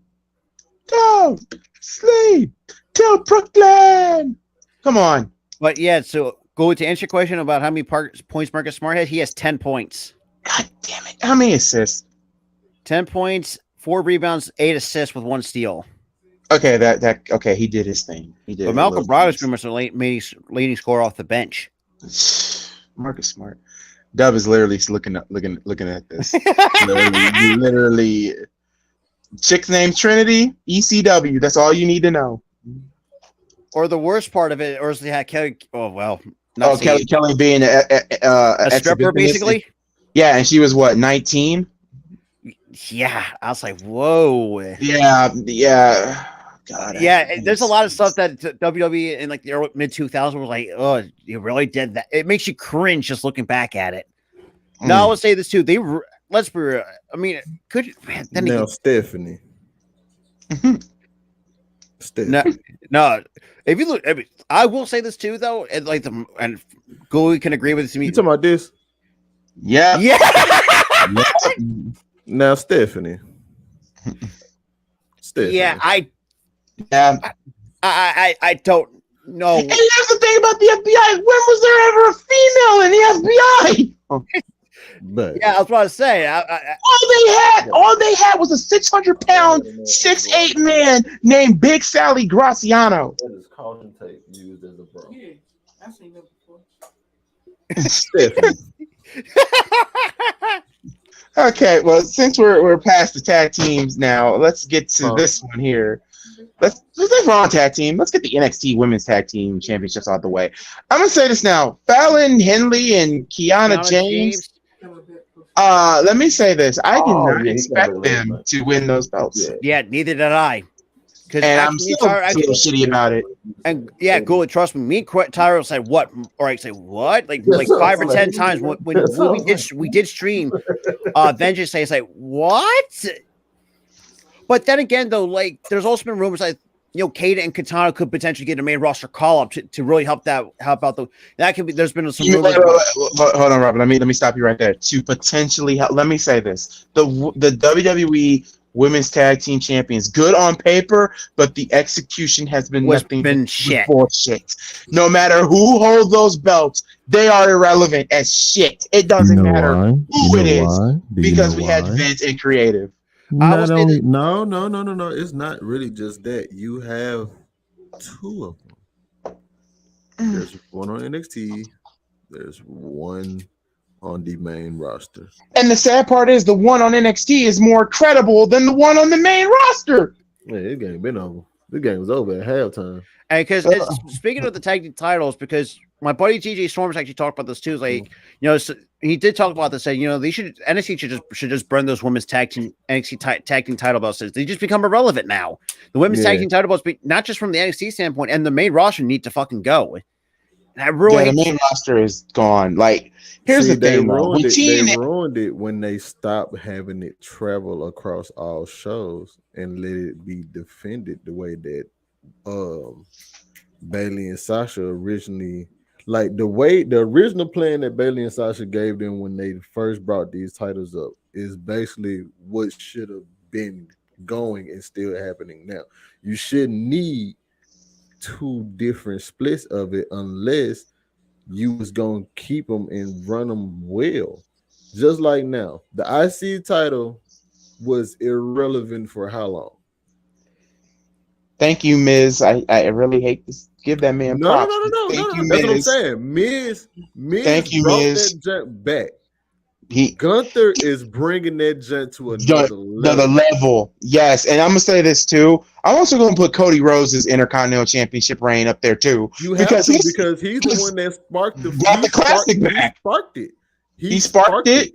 He sparked it. Miz lit the fuse, and now you got Walter. Now that just he's running with it. And I'm sorry, he's put more prestige on it.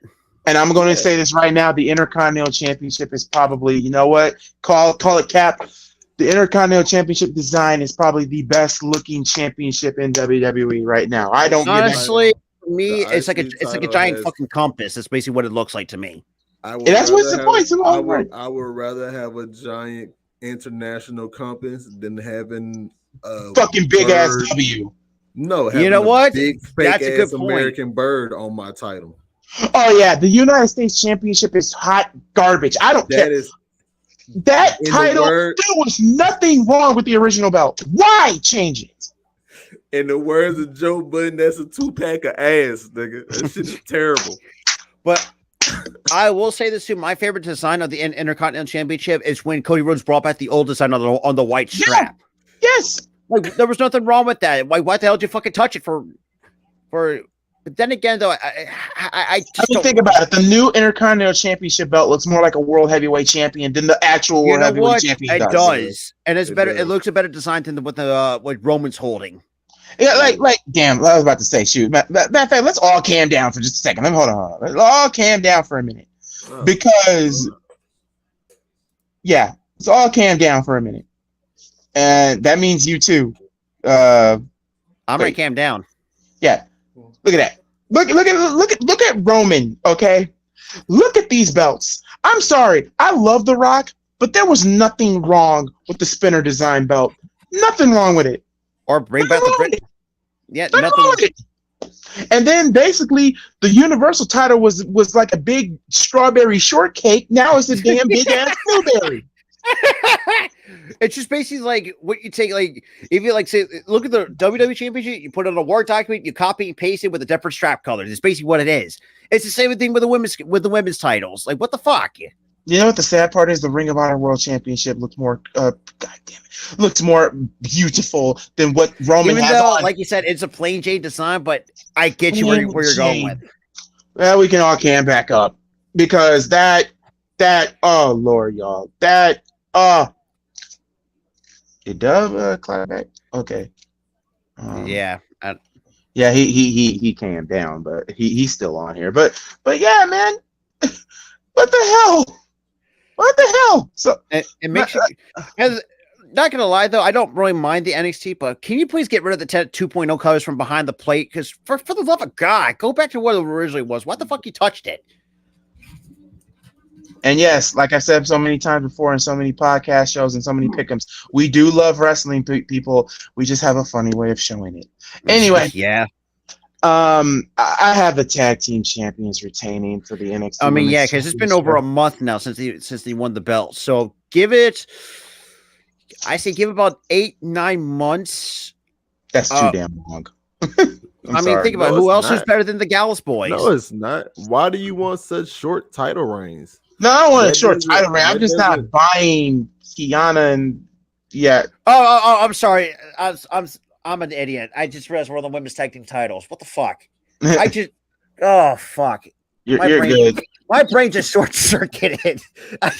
You're good. You're good. So do you have the chance retaining though, right?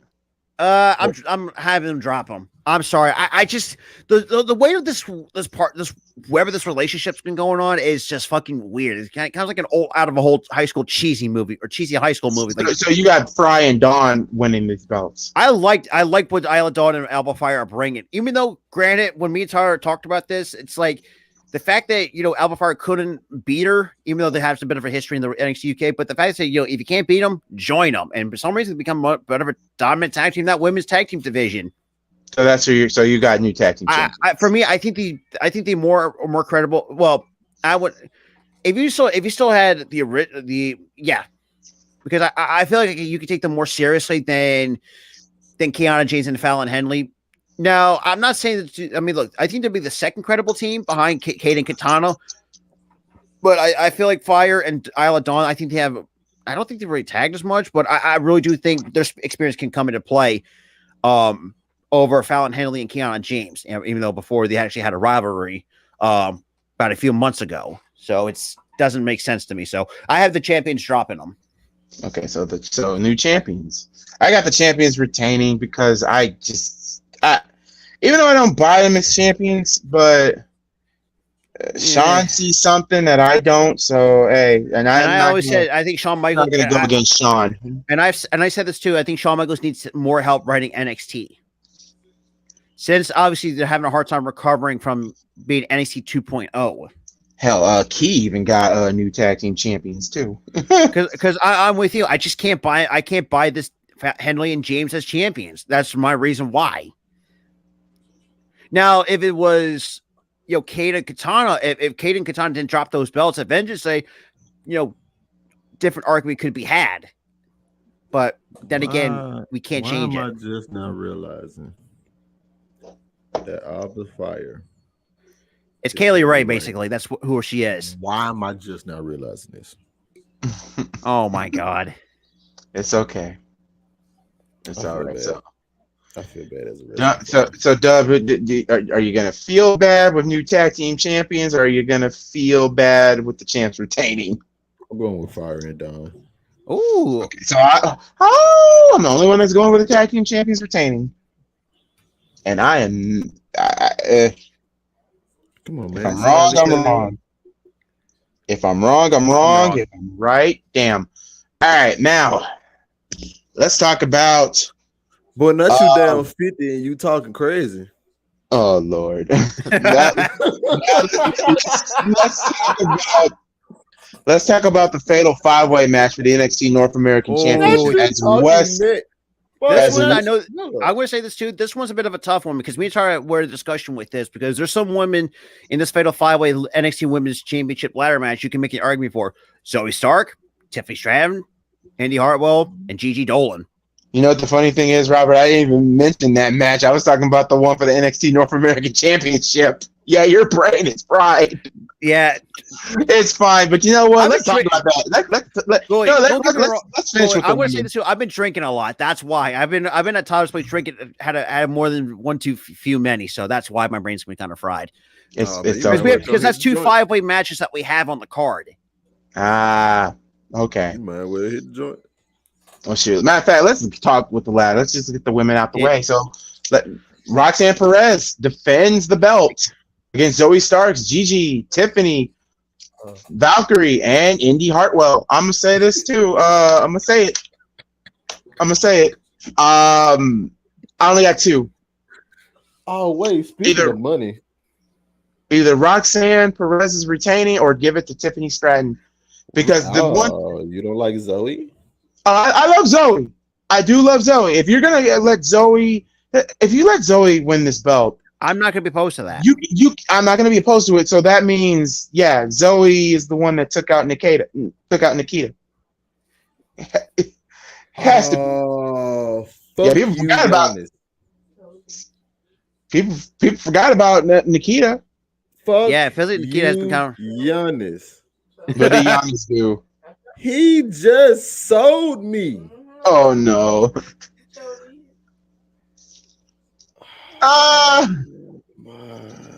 many points this man had? No, he covered on the points.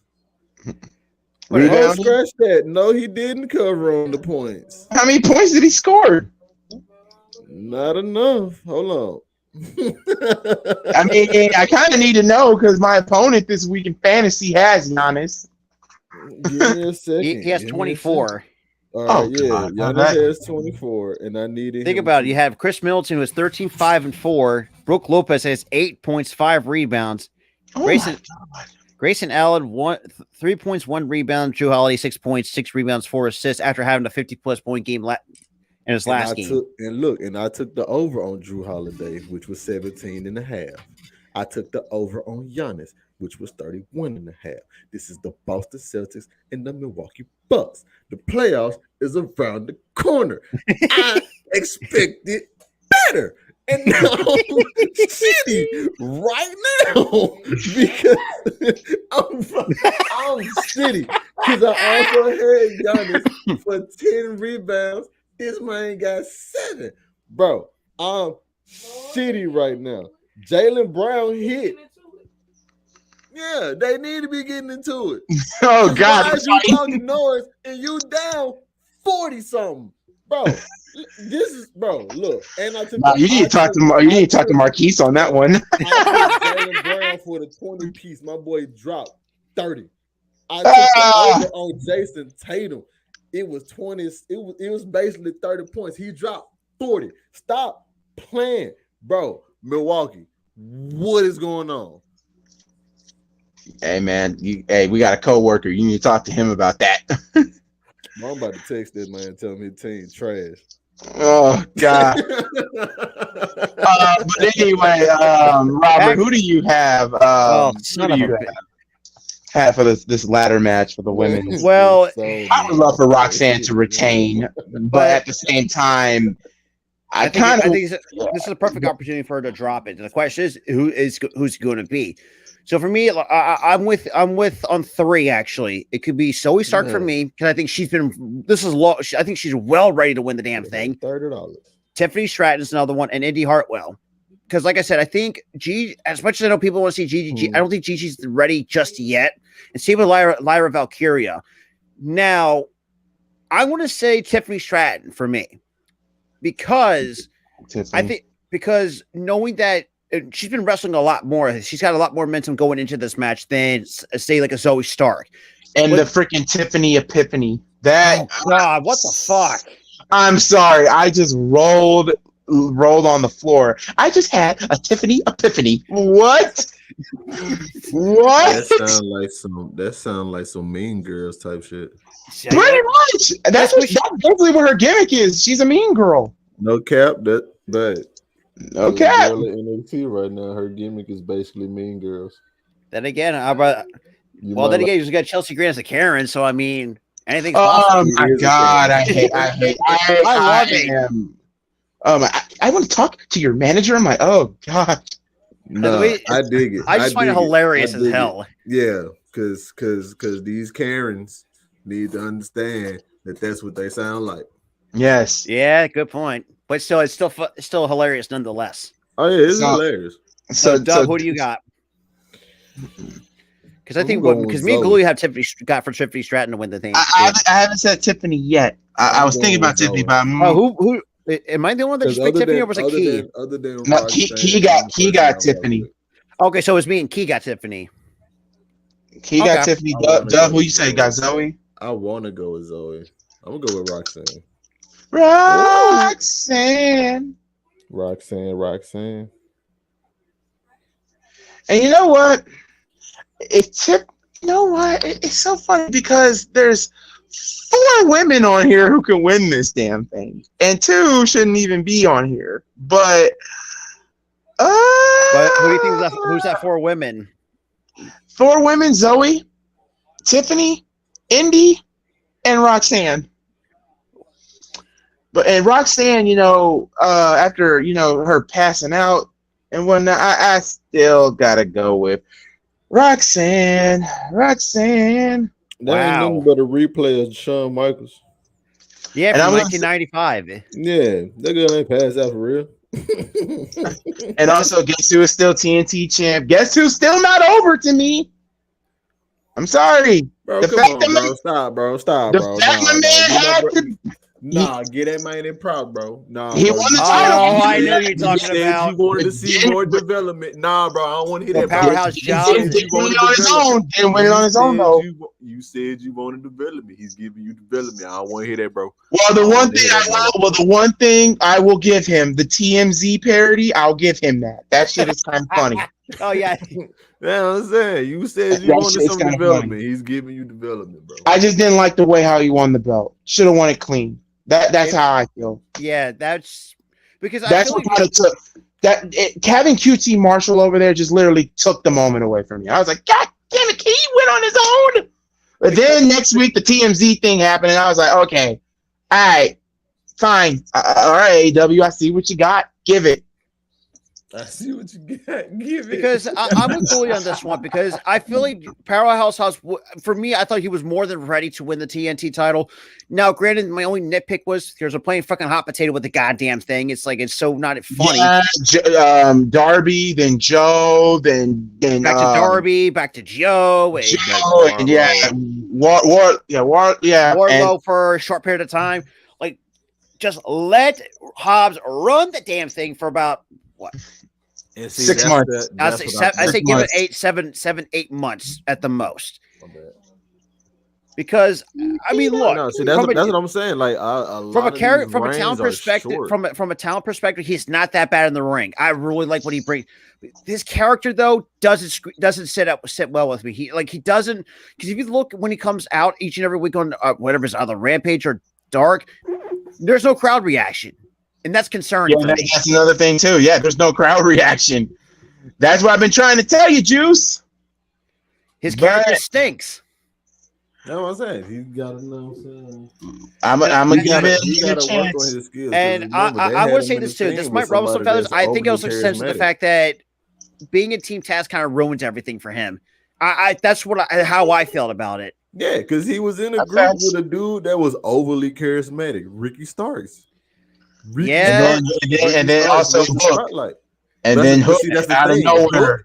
And Hook was crazy. silent, Speaking of Hook, though, man, he's making that FTW with a lot of prestige with that the last 200 plus days. Definitely. And just like his father. You know what? He's another one I could see. I think my next TNT champion is Hook. It's Hook. Yeah, let Hook choke out. Oh my God, Juice would probably be. Juice will be in a corner crying. Oh, that would be funny. That would be like, you gonna have him as double champ? Yes. Taz was double champion. Yes, and ECW, so why not? Yeah. FTW and ECW, why not? Nah, I was just asking. I know you just asked. My bad. But then again, though, I know Gooey wants to see the pain of Juice. No, not the pain of Juice. I mean, Juice has calmed down as of late. Not on.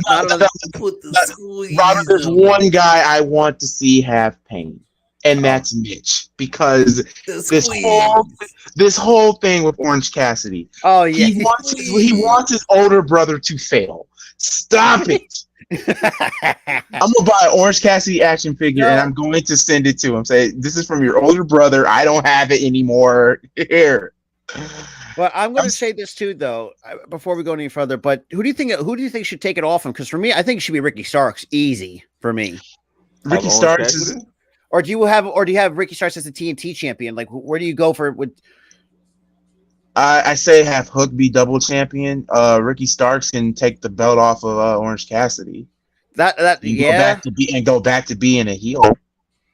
Oh my God! You said and Mitch can 69 it. 140 to 99. Oh my God! Oh my God! Milwaukee. Oh, he can't say nothing tomorrow. Nobody better not say anything tomorrow. Because we got what, 2? We got 2.5 because one's like a little fat midget. So I'll just say 2.5. 140 to 99. Jesus. Dub, did you catch that? We have 3 Bucks fans, and I know they mad as hell. Well, actually, one's a fat midget, so we'll just say 2.5.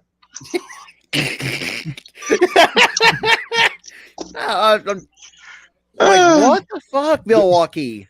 Thank God. Dub was frozen because he was like. I will say this too. I will admit, I bet I actually put a sports bet down for the World Cup this year.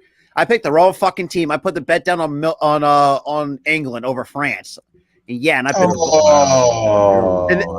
Don't get me wrong, that was a $2,000 payout on a $10 wager. You're wild, then. Because my brain was telling me outside of Kylian Mbappe, like, who do you have that's actually that good? No, Robert. Do you that statement lets me know you don't really be watching lay football. Like I said, that's not our I don't really watch this soccer. Football. Actually, here we go. I have a couple of British friends actually. Great Britain is the one who came up with the term soccer before they went to football in the 1800s. I'm just missing. Yeah, I know. I got something for you guys. Did your team win opening day? Before we continue, no. Cubs won. Go Cubs! We shat the bed because Nola didn't want to hold a 5-0 lead over the fucking Texas Rangers. That's what happened. Oh wow! And we put up 5 runs on Jake DeGrom, who's been our fucking kryptonite. The White Sox won. Clearly winning. That Juice said baseball is ass. No New Orleans ass team because New Orleans not big enough to have a baseball stadium right now. You got the Superdome and right. Juice, why you want to put a baseball field in the first of all, who wants to play baseball? Right, it'll get flooded. Yeah, must be the water, Mississippi. Down. Let's be the water. Astros already down. Wow, that is shocking. The White Sox are winning. We saw the Braves beat the Nationals 7-2. Yankees shut out the Giants 5-0. I'll chill. I'll chill. Ain't over yet. Chill. Playing the dome, bruh. Nah. Okay, the dome's not gonna help. The dome can still get flooded up. Have you not? The dome, nigga. This No. A baseball in the dome, like a baseball dome. I've never seen a baseball dome. You got the Rogers Center. You could consider it a dome with the Mariners got a roof. So you telling me they? That was back then because right now they don't have a roof on theirs. Trying to think who, because you also had the Blue Jays actually play. It's still playing the dome to this day in the Rogers Center. Yeah. The dome. Who else am I thinking of? I swear, if the Cubs the ever Rays, the Tampa Bay Rays, and that shit. Yeah, Tampa Bay Rays. Yeah, the Tampa Bay Rays. They play in the dome. Honestly, and Cooley, when we face your Cubs, I'm going to get Vietnam flashbacks. Is a lie. I'm sorry. Baseball is a lie. The baseball is a lie. Well, we got a pitching count. Well, okay, we're getting way. I like the pitch count. But okay, yeah, let's just continue. I think we got the ladder match. Now we're on the. You're okay. Now we're at the. Oh my God, Dub and Sid. So that man just. Hey Dub, I think Juice wants to get you killed. Never. I mean, after 6 I got his ass whooped. Never, ever. Never ever. Anyway, NXT North American tag team. Jesus, NXT North American Championship. I'm going to say this. I know I'm going to say this. I'm you know what? After everything that's happened, thank God, Instagram and this, I've got Wesley retaining. He asked for this. Yeah, he did. And he got some good competitors. I think he's going to win. I go Wesley. I got the champion retaining. Because there's two guys. Because I don't think Dragon Lee's ready yet. No, he just got there. No, JD would be a good one. I say JD, Dragunov or Axiom. Axiom. Oh my God, Axiom wins. I would be like, well, damn. Okay, Mac won. I'm going to say JD McDonough. I've always been a huge fan of Jordan Devlin, the Irish ace. And the fact that his rivalry with Ilya Dragunov has been nothing but short of spectacular. You know, I mean, like people don't like. This is a funny thing too with not Ilya Dragunov, but JD McDonough. People don't give Jordan Devlin some of the love he truly deserves, especially wrestling a lot of England's independent scene, especially too. Like think about it. Look, before NXT UK went under, he had a really good, fantastic match with Finn Balor, for crying out loud, when Finn Balor returned to NXT UK. Like, for Christ's sakes, like, give this man his due. And speaking of that, guess who Key picked? Key picked Dragunov. Ooh, you know what? I'm not opposed to that, because, like I said, you got 3 competitors out of the 5 you can make an argument case for. JD, Axiom, who's been there for a while. I think his time is coming up. Could win it. Ilya Dragunov, but then again, is Dragunov even ready though? That's my biggest concern. That's my biggest question. Is Dragunov ready to win the title? For me, that's up in the air. I mean, this is the same man that beat Walt. Oh, he actually beat Walter? Oh shit, I forgot about that. Yeah, he took the title off of him. I forgot about the title off of him. I mean, Rob, I respect your opinion, but Dragunov is a big deal. I will admit it's JD and Axima that's the one for me. Yeah, but I feel like you can make the same case for JD, because JD's been on NXT for a long time. Yes, and I think, like I said, you can't go wrong with JD. You can't go wrong with Dragunov. So for me, you know what? Give me Dragunov instead of JD. You know, that's a very good point. I'm sorry. It's knowing the fact he took down probably one of the chop master himself, and I will admit to you, his chops were Walter's chops are. It feels like they're getting weaker every time when he just chops. Like I don't know if you picked up on that. I've noticed his chops are not as like deadly. They probably told him, "Hey, chill off with that shit, with the chop." Yeah, I mean, especially after the Clash of the Castle, he made Sheamus' chest like a raw hamburger meat. Jesus Christ! So who you have? Sorry. I want to go with Axiom. Ooh, I don't know, but because I didn't know who Axiom was, I just looked up who he was, and I'm Ninja kind of Man. shocked and intrigued because I don't know if y'all was really into NXT UK.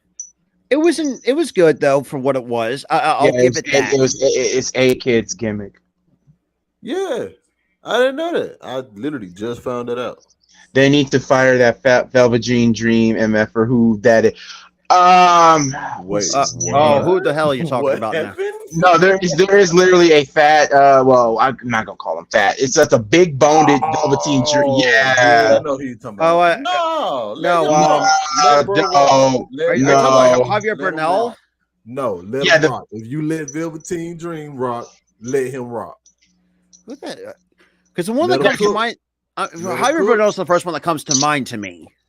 Let him cook. Because I ain't The gonna dude cap. sucks. Velveteen Dream when they first did it, I didn't like it at first. Right, Quincy Elliott. That's who he's talking That's about. Quincy Elliott. That's Yeah. When Or can we just Velveteen get back Dream to Reggie first for dropped, crying I out didn't loud? really The rock scripts. with it at first. Let that man I'm going to cook. say the one gimmick I'm really starting to fucking hate is scripts. What the fuck? It's just a fucking Reggie in a goddamn mask. Like there's nothing else to it. Hey, at least they're letting Reggie do something. Shoot, they got Jinder Mahal on NXT. Still, like I can't. It still annoys me. I mean, Robert, for God's sakes, Jinder Mahal is still on NXT. For God's sakes, Gooey, I know this might shock you, but his matches have been a lot better than people are realizing. He's been actually more cleaner in the ring since returning to NXT. well, I'm happy for him. I'm happy. But his for him. I've watched he put it on the best match against Braun Breaker. I think a few months ago. When I think 15, 20 minutes, had actually good promos too. I mean, really helping Indishare grow as a tag team. Thank God they actually, Veer Mahar's actually. Yeah, they put Veer on NXT. Thank God, because good. Yeah, it's Lord. like coming soon for the next year or two. Like, what the fuck? But that's Don't talk about Juice, former world heavyweight champion. yeah. That's the form. We don't talk about that reign. We don't Talk about that reign. I don't like that. I hate that reign. I'm sorry. It made me appreciate JBL's reign even more. Wow. Oh. And I hate JBL. Wow. I think everyone does nowadays because everyone knows that he's a complete fucking asshole. See, I want to go. Oh man, this is. I just got the champ retaining because it's just. Hey, he asked for this. This is what he wants. I mean, I think he's got the most momentum going into this match too. Because it's like the story. What it is like with Wesley is like Sean doesn't believe that he's ready for that limelight, even though he is the NXT North American champion. I mean, with the best, yeah. I'm gonna go with the champ. Who? I'm gonna go with the champ. Because if I go with who I want to go with, it's going to backfire on me tremendously. Yeah. All right. But then again, though, so where shit can happen. So I mean, they're not going to get that thing to Axiom. No, actually, for me, no. I feel like Dragunov. If you're going to make him Wesley Drawbridge, give it to Dragunov. It feels like it makes more sense. Yeah. Because I mean, think about it. You have Dragunov, the one, shout out to Gould for it because I forgot about that. He actually took the belt off of Walter, so I forgot about. So that's one thing. And then he got hurt, and then NXT UK is no more. So I'm gonna say this: JBL is great. I don't know what you're saying. No, JBL was a jackass. I hated the gimmick. I'm sorry, but his championship reign I loved because, well, I love it now because Jinder Mahal's title reign. God. Okay. Main event time. Unsanctioned match. I thought this match was going to be Shawn versus Grayson Waller, which I would have been perfectly fine with. But hey, if Shawn couldn't go, I'm not mad. But I mean, the fact that we're living that old rivalry. We got Gargano. And Gargano said himself he wants to close the chapter on his terms. So, oh shit. He's not a wrestling god. He's a wrestling fraud. Baron Corbin? Well, Baron Corbin's one of them too, but shitty. I mean, quarterback. you gotta have to give some credit to JBL for actually ditching the. Let's be real, redesigning the U.S. title instead of that spinner piece of crap that John Cena had. So I'll give him credit for that, but that's all I'm going to get from him. But I'm going to say this though, because when I was a little kid watching that, I got pissed because I was starting to become a big fan of Cena, and I thought WWE at the time, I knew they were going to put the WWE Championship on him, but I thought at the time they were going to make him a double champion at the time, and I was like, damn. I'm surprised he even put. I thought they were going to have him be the U.S. and the WWE because they were so big on him, and I'm like, and his popularity grew, and I'm like, and I would not be opposed. Double champion. The WWE spinner belt was fire. The United States spinner belt was terrible. It was weird. It was weird. I'll give it that. It was kind of weird. But the spinner belt, I didn't mind it. But like I said, from what I've been hearing from Edge, I could have been interesting if he did, if Edge had his own title belt design, because that would have been interesting. Said that freaking rated R spinner plate just didn't sit right with me. Yeah, it was just basically John Cena's belt with just a rated R on it. Yeah, exactly. Like you could have. That's basically what it was. Or the fact when he had the Miz, when it's like, first of all, does the Miz know that thing fucking spins? So I mean, Juice as Axis, y'all remember the last? Yeah, we don't talk about the DX one. No, I thought after looking at NXT, I was like, oh God, Shawn versus Grayson Waller. Shawn's coming back? But no, it's Johnny Gargano. It's Gargano, and I'm not mad about it. And because, Shawn realizes too, like how I don't think he can go as much as longer as he used to be. Because, was he pushing 60 at this point? Almost. Probably mid 50s. And you got to take into consideration, like Shawn Michaels can't go as, with these younger talent nowadays than you. Oh, no. But I want to have. You know what? I want to have Grayson Waller winning this one over Johnny Gargano, because I think this may be my kind of speculation. If you're going to have this kind of matchup, I say keep this rivalry going. This is a really good rivalry between these two, and the fact that when it got personal at NXT television, the fact you had Grayson Waller show up at his house. Kind of reminds me of Stone Cold and Brian Pillman in the late 90s before that. Let's just say that infamous guns part was the gun. not. Yeah, that was oh good Lord, that was just weird looking. But I wouldn't say weird. It was entertaining. It's just like, oh damn, it's the fact that they got in trouble because they didn't tell whatever network they were on they were going to use a gun. That's the funny thing about it. But I'm going to have Grayson Waller win this one. But I think that's going to get to the point where Johnny Gargano is going to, keep this rivalry going. In a way, if Waller does get to the main roster, keep this going. I think you can really do something with these two. Because look, let's be real. Johnny Gargano is such a talented wrestler, and just the fact that and Grayson Waller too. As much as people think he may become a douchebag, that's the best character work he's gotten. Keep it going. So I got Grayson Waller winning this unsanctioned match. Grayson Waller gonna be out there like, this is your fault, Shawn. You know what? I can possibly he gets do that. I can see Shawn literally interfering in this match for some reason. And here's the thing: it's an unsanctioned match. So unsanctioned means WWE is not, or NXT is not responsible for anything that happens. So if a person dies, it's not their fault. That's basically what unsanctioned means. If we're not responsible for anything that you do. I mean, right now the best unsanctioned match overall for me was Shawn Moxley and brain fart. To me, the best unsanctioned match to me is the very first one I ever saw on pay-per-view, and that was Triple H and Shawn Michaels 2002. Oh, wow. Yeah, because I did not expect the ending. I kind of had a feeling Shawn was going to win, but what I didn't expect is that the fact that Hunter had that damn sledgehammer and hit Shawn in the back with him. I'm like, I was like, you just killed him. And then he hit him in the back of the head with it. I was like, no. I got blocked by Paige, Dave Meltzer, and Kenny Omega on Twitter in the last week. Jesus Why Christ. are you proud of that? No, because that's Juice. He's always proud. Anyway, like this is some wrestling fans that say if you get blocked by a big wrestler, that's like a badge of honor for whatever reason. Yeah. Anyway, but because fans are weird. Fans are weird. Who do you have? Yeah, Dub, who do you have, buddy? I'm going with Grayson. Grayson. Gooley, what about you? I am going to say this. Sean is going to somehow, some Be way involved. interfere. He's gonna have to interfere. And if Johnny wants to end NXT on his own terms, this is probably the match to do it. And besides, Grayson Waller, I'm gonna say this right now. I mean, he's been taking a lot of shots. That man has probably one of the best, prettiest elbow drops I've seen in a minute. And I will admit, one NXT, I got fooled. Remember when Tubi pulled that Super Bowl commercial that they did?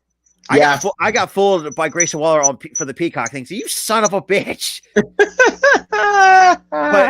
But you can't tell me otherwise. Grayson Waller is such an amazing talent that NXT has right now. They do. And here's the thing. I mean, Waller has beaten. Okay, he's beaten AJ, right? I think he has.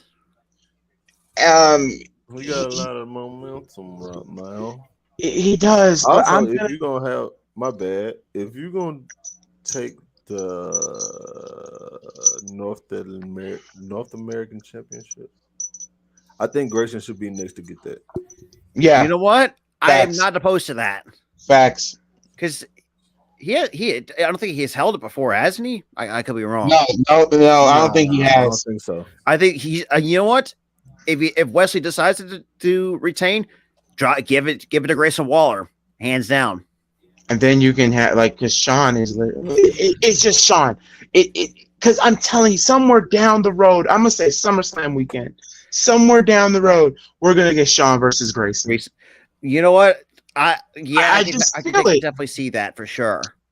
And I think oh my gosh, Sean. And here's the thing about this though. Wouldn't it be funny instead of that match being on an NXT pay-per-view? What if they put that match at the SummerSlam match? Oh, that. I mean, it'll draw more buy rates and it'll probably gets to people watching more of NXT. But you know what? I'm going with Johnny Gargano, and Key is going with Johnny Gargano, by the way. So it's 50-50. 50-50. I don't know about that one. I think know about that one because then you'll be luring people in for something that's not gonna happen. If you do that match and you put that match on SummerSlam, yeah, a lot of people is gonna come and watch for nostalgic purposes, basically because Sean is in that match. But people are not going to realize who Grayson Waller really is because most don't watch NXT. Exactly. And if you're trying to use that to lure them in to watch NXT, you giving them false advertisements because Sean's not going to be wrestling on NXT. True. And I'm going to say this too about this an unsanctioned match. And this is just my opinion. If there's a match that has anything to do with unsanctioned, it should be the main event. I think the second best unsanctioned match, Johnny Gargano versus Tommaso Ciampa. Where is Ciampa? Ciampa's still hurt from a knee injury. No, he had a hip surgery. Yeah, hip surgery. My bad. And you know what I would love to see? That crossed my mind the other day. You know what I would love to see in this match? What if when Grayson looks like he has everything under control and we hear like the lights go out and then we see Tommaso Ciampa fairy tale ending on Grayson Waller? Oh, yeah. Because there's been a lot of rumors that, he's been that not Grayson Waller, but Tommaso Ciampa has been rehabbing from that hip surgery. And it's crazy too, looking back at it, the fact he was like Tommaso, what's it? Is it Easterwood or whatever the Esquire that was like, oh God, that Muhammad Hassan's lawyer. Just looking back, I was like, that's him? Like it makes me question a lot of myself. But you know what? That's a good point though. But what else do we got? Well, for NXT, that's it. Yeah, shocking. I thought you would have had the WrestleMania John up there by now. WrestleMania is next. Before we went on that weird ass tangent on the NBA. So I mean, yeah, because it kind of Milwaukee. Those damn Bucks. This is why I say Boston is going to come out of the East. I'm sorry, even though they're going through a little bit, but I think they'll get it together by playoff time. Not like my team. Look, hey man, look, I don't want to talk about my team. Shoot, we got the 10th spot, and we got. And you're playing right now. You're matched up with the Raptors right now. If the play-ins were to happen, God, you know, to be honest, we can beat the Raptors. I know that. But honestly, I can see us being second round exits once again. Nothing, no shocker there. My team is fake contenders at the moment. Oh, but well, I'm not going to fake contenders at the moment. Or you could just say frauds. I mean, that's just. Oh God. I mean, hey. Oh my God. Pretty much. I mean, he's not responsible. I mean, shit. Look at. Yeah. Oh God. I mean, did you see what happened with Kurt and Shane? That was kind of that was not supposed to happen. Dude, that wasn't supposed to happen. I know it wasn't supposed to happen. Because if I'm not mistaken, because I look back on it, I've read something about it. They use actual plexiglass. Do you know how hard it is to break plexiglass? Yeah, hard as shit. That's why he landed on his neck. Hey, you heard that point? I'm like, oh God, Shane. Okay, WrestleMania. Shane did not fucking care. Then he gonna tell him, do it again. Okay, do it again. And you know what killed me is when JR's like, "Oh God, not again." Or for me, my best Shane moment is when he actually, did like a leap of faith off the staging. And you know what the killer part is? Kurt Angle had an injury too. He had a fractured tailbone. Yeah, he was fractured with a fractured tailbone at the time. God, Kurt was a machine. Okay, so now, before he became Kurt in TNA. So now we are at the main event of PICKOMANIA. Kurt said he been popping perks. Y'all late. WrestleMania 39 live from SoFi Stadium. Night 1, night 2, and I'm not gonna do this whole okay, who's gonna win night 1, night 2? No, WrestleMania is gonna be all together, and if it's all together like this, I'm putting it all together. You already know how this goes. Matches we don't care about versus matches we do care about. Oh, Ghoulie, I don't know if you saw they were going back to the old Hell in a Cell color. Yes, I saw, and I'm happy. And I don't know, because my buddy Cool Cat Connor showed me a snippet of what the stage is looking like. It looks really nice. Oh, I can't wait for WrestleMania. So no, I can't wait for WrestleMania 40 when it comes to Philadelphia. That'd be fucking fantastic. You might see your butt, doesn't you might see your. Well, the question is, like, are you guys? I'm going to see you guys night 1 or night 2 when it next year. It might be both. Probably both. Well, let me say this, okay? Because y'all already know how this goes. Matches I don't care about. Let me say this, y'all. There's only one match here I don't really fucking care about. Let me guess. Is that Brock and Omos? Yep. You're damn right. Goalie, I know, like most of us know you better. And here's the thing: it has nothing to do with my hatred for Brock this time. It's Omos, isn't it? It's not got nothing to do with Omos. It's got to be Vince, isn't it? It's that damn decrepit Donald Trump friend having Vince McMahon, who should be in jail right now. No, he should be 6 feet under. That's what should be what happens. You know what's crazy? I'm picking Omos. Hold on. Well, damn. Okay. Well, I guess his name. Let me write. Let me write your name. I got Robert's name down, and I got my name down. Did Key do her WrestleMania picks? Yep, she sent me all her picks, and that's why I'm going in and out of the chat.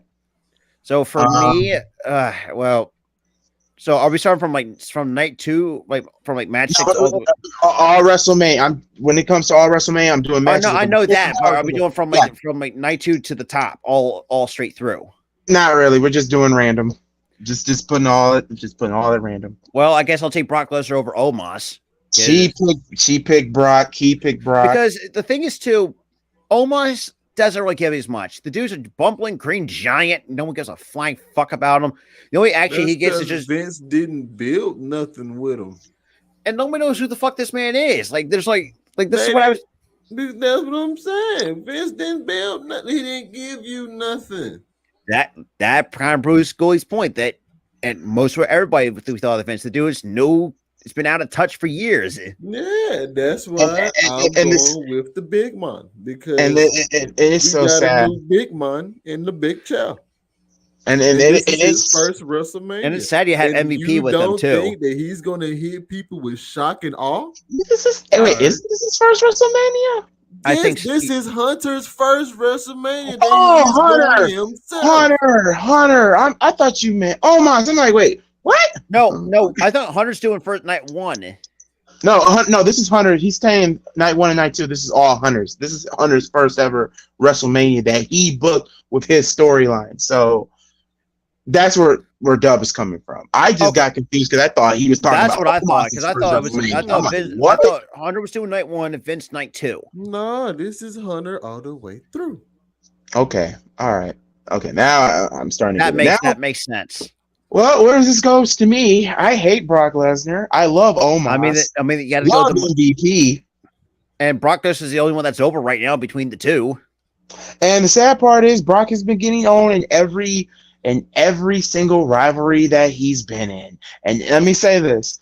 I've learned my lesson from the following Brock Lesnar opponents. Samoa Joe owned him throughout the whole entire feud. Took what? 2 F5s and 3 suplexes to beat Joe. Hated it. Then Braun Strowman owning Brock. What happened? That. Okay, well, not Roman, but yeah, I'm you know what, y'all get your DVR set, get everything set. Then again, him and Roman was not fantastic either. But thank you, Seth Rollins at WrestleMania 31 for the greatest heist of the century. So because we don't, thank God they pulled the trigger on that, because no one wants to really see that anyways.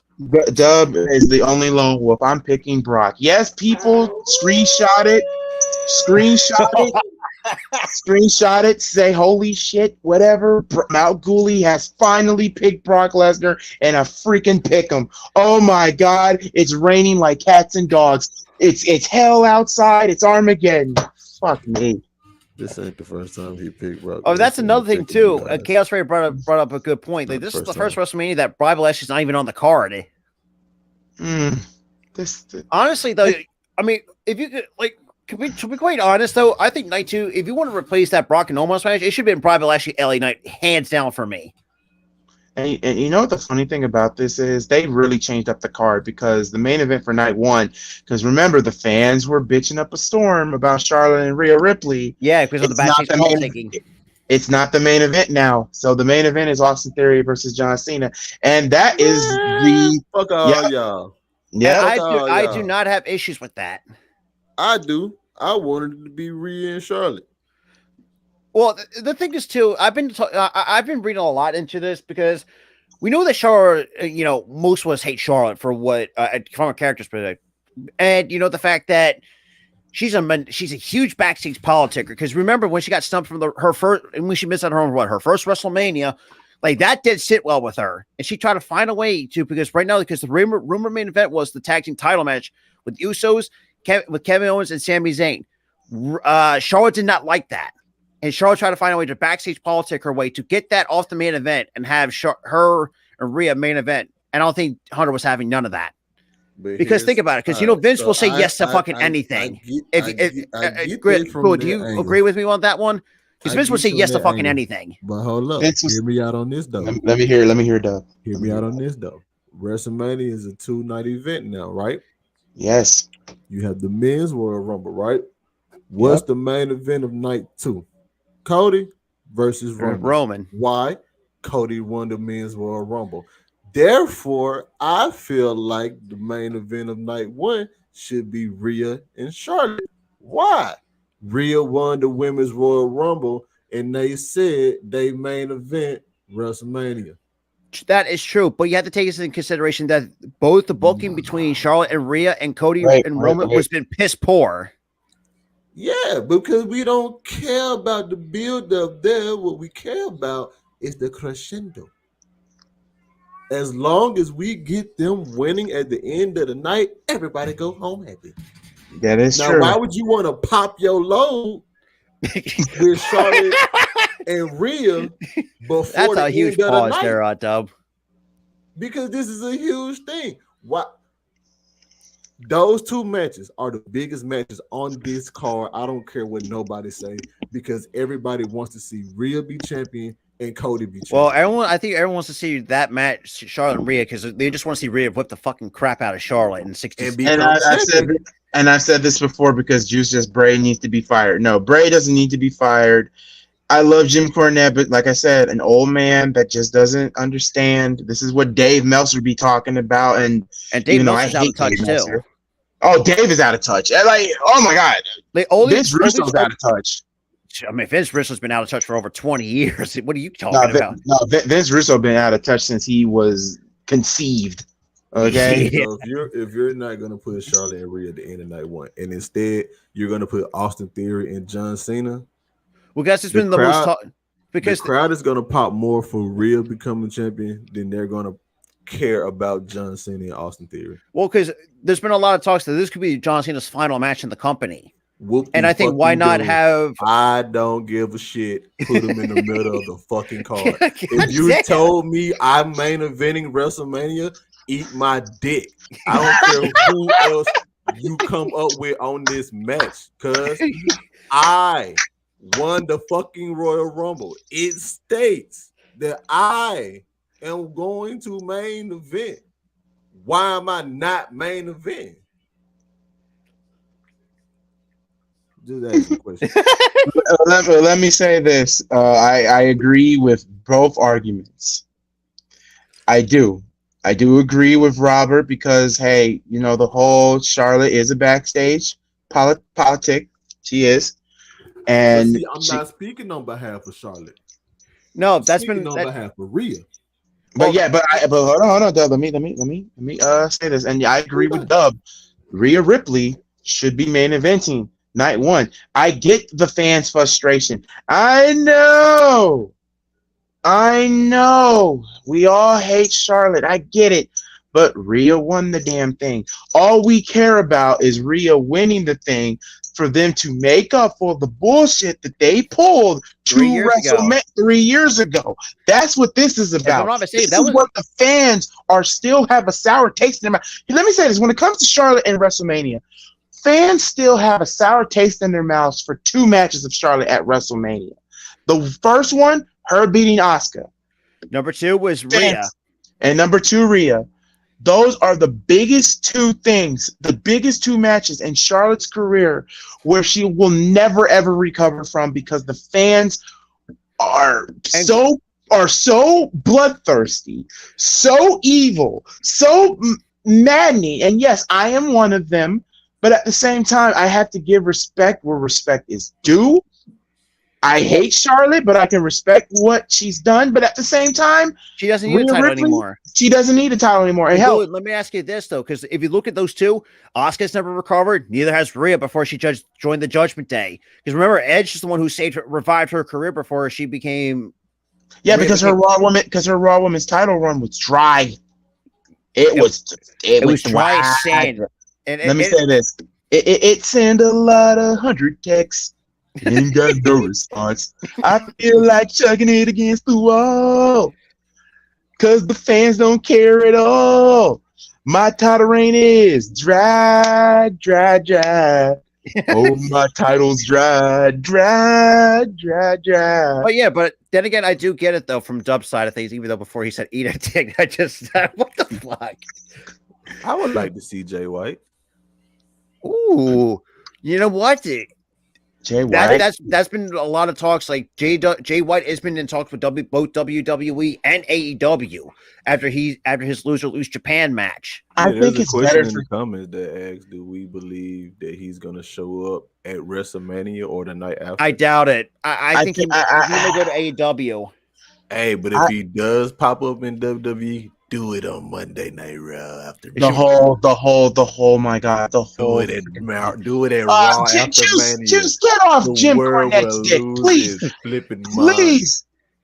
Juice, please get off Jim Cornette's dick. I know this is going to sound wrong. Please get off his dick. I know this is going to sound wrong, but I think Juice likes getting spanked by that tennis racket by Jim Cornette. Here's the thing: I love Jim Cornette, but even I have to admit when a man is wrong, he's wrong. Yeah, I mean, think about it. I mean, these older generation of wrestlers and managers, they're still been so out of touch. Like wrestling, this business has been evolving over the last 20 years. But here's my thing, though. Like, I respect Jim Cornette. I really do. I respect his damn opinion. But he knows to know if he's wrong. She knows that he's looks like. If I don't like his opinion, I'm not gonna like his opinion. I'm not gonna go on Twitter and say, "Hey man, your opinion sucks. Get rid of it." Jim Cornette can get less of a fuck about me. I mean, because everyone's entitled to their own opinion at the end of the day. Everybody's entitled. But you know what? That's a good point, though. But then again, though, the women's wrestling, I think not that portion of this company, no one really gives a fuck about women's wrestling. I think that's why why that's not, Charlotte and Rhea are not main evented, because why no one really cares about women's wrestling nowadays. And it's sad. Let me say this. See, and that's entirely my point. I'm trying to also add to your point as well, because like I said, there's no wrong answer regardless. I just wanted to put up. I mean, first of all, you should actually, if you're going to win the Royal Rumble, fall through on that promise to main event WrestleMania. Yeah. Don't pull this, because don't pull all this bullshit, because right now the hottest thing right now is the fucking bloodlines. Like, that's the bloodline story. Now I will say this: since John Cena and Austin Theory's main eventing, I don't have a problem with that. But to me, if there was any match here looking at night one that should be main event, it should be two. Actually, three. Actually, you could do Ray and Dom to main event, the tag team title match, or the women's championship match. I mean, either way, you cannot go wrong. Yes, all three of those could definitely main event. But y'all specifically stated the winner of the Royal Rumble, main events WrestleMania. Yeah, and the fact that this is the first Royal Rumble first WrestleMania you can't fall through, and then especially on night one. No, it's not. It's not the first. It's not the first though. They've done it before. They've done it before. Remember, Seth Rollins won the Rumble, and that's right. He was lower down the card. No, he was the first match on the card, because WWE at that time, if I'm not mistaken, WrestleMania 31. 35 when he won 35 or 36. The long WrestleMania, that one. I call it the long mania because Jesus Christ, that 5 o'clock all the way to freaking 1 o'clock in the morning. Jesus. Oh God, no.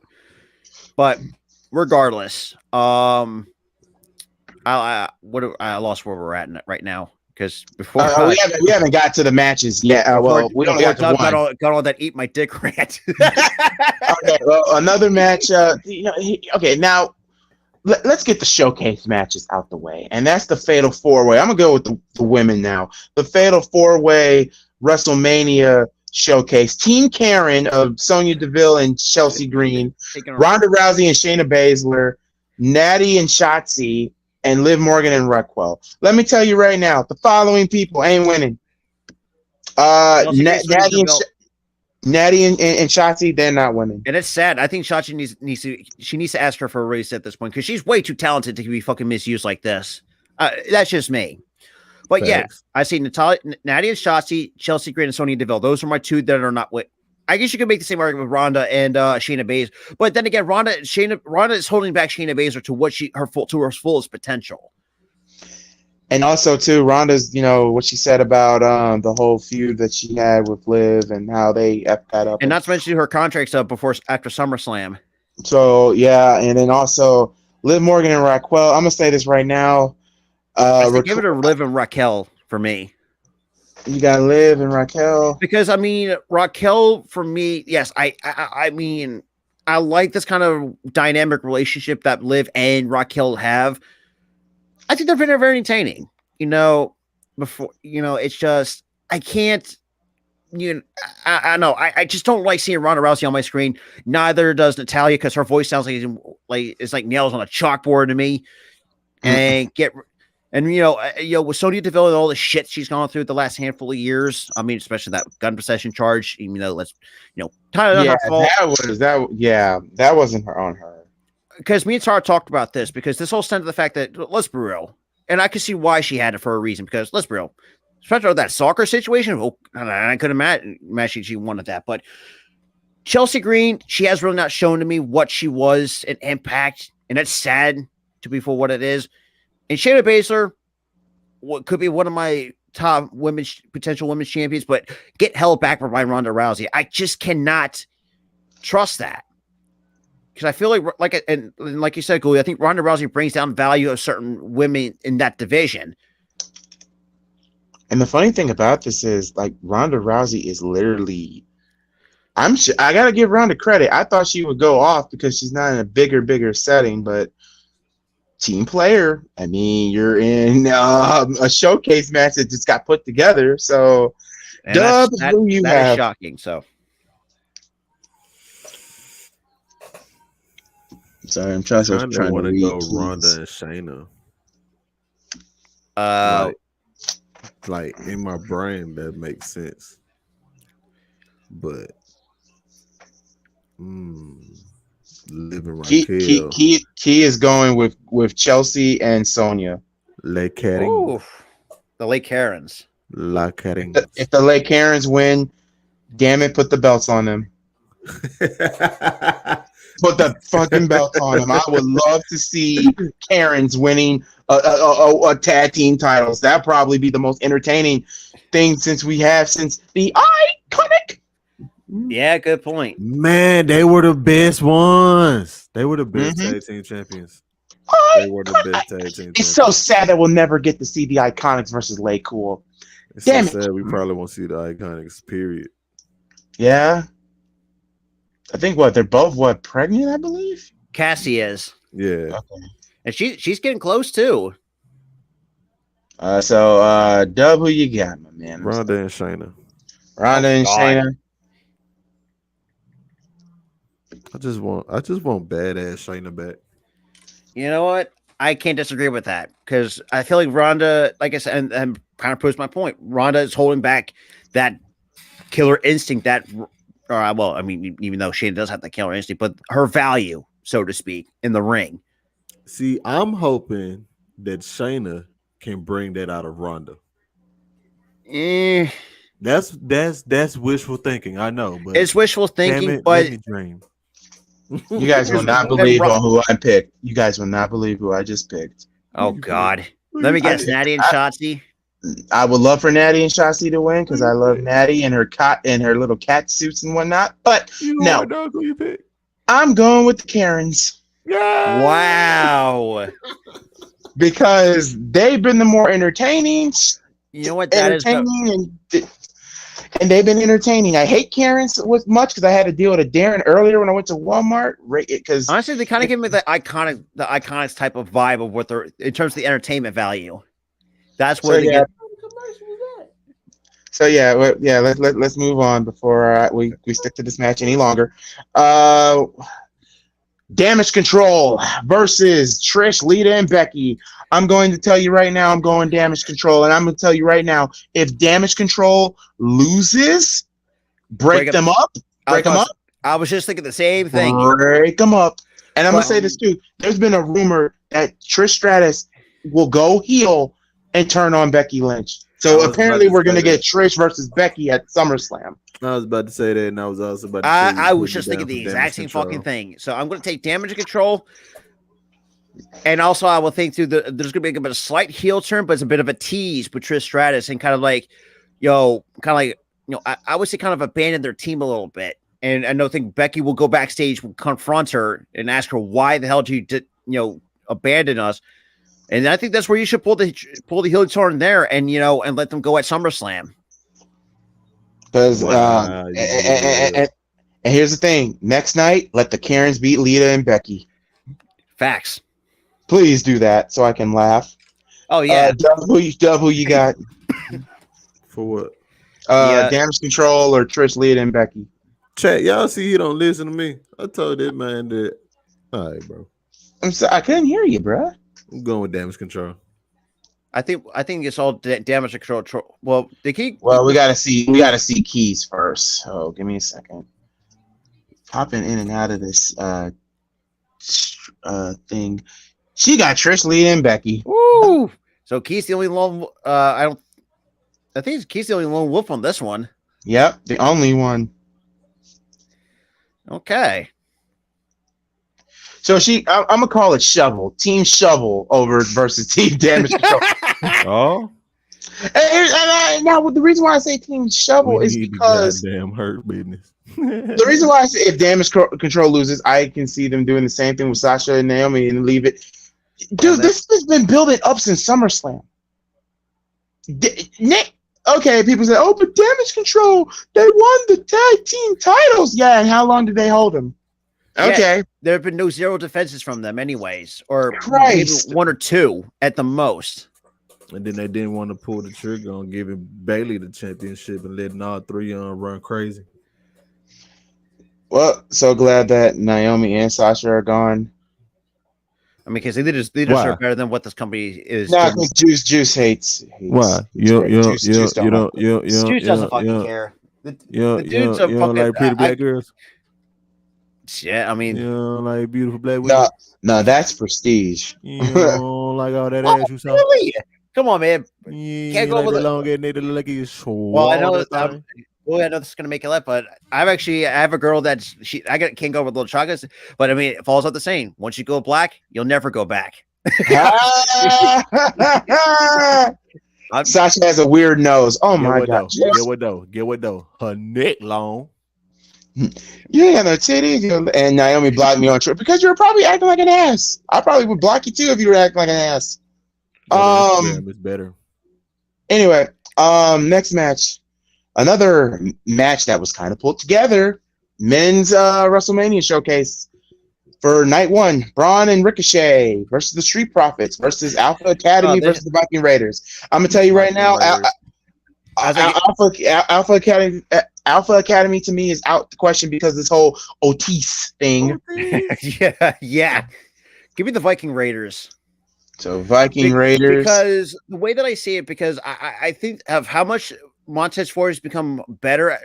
Without Angel Dawkins, at some point they're gonna have to pull the trigger on break up the Street Profits and let Montez go. You ain't gotta. Not yet. But you ain't gotta break them up to do that. Though. Don't break them up. Don't turn one of them heel. Don't do it. Well, no, trust me. If someone turns them heel, if that's going to be the case, I'm going to have a lot of issues with that. Yeah, because you don't Montez have to break Ford, you can give them that. But no disrespect to Angelo Dawkins, I think Montez Ford is much charismatic than Angelo Dawkins, in my honest opinion. I mean, look, they're both entertaining, sure, but I think the more charismatic is Montez Ford, and I think he just has outperformed Angelo Dawkins. I mean, that kind of gives you an idea of if they decide to let Montez Ford be a single star. But who am I to judge? But you ain't got to break them up, though. You can make them run, do it like they did with the New Day. Let him have his singles run. Just keep his partner right there with him. You know what? I would not be. He went with the Viking Raiders too. Because I mean, think about it. That's my other team. But I want to see actually a whole tag team goal for Christ's sakes.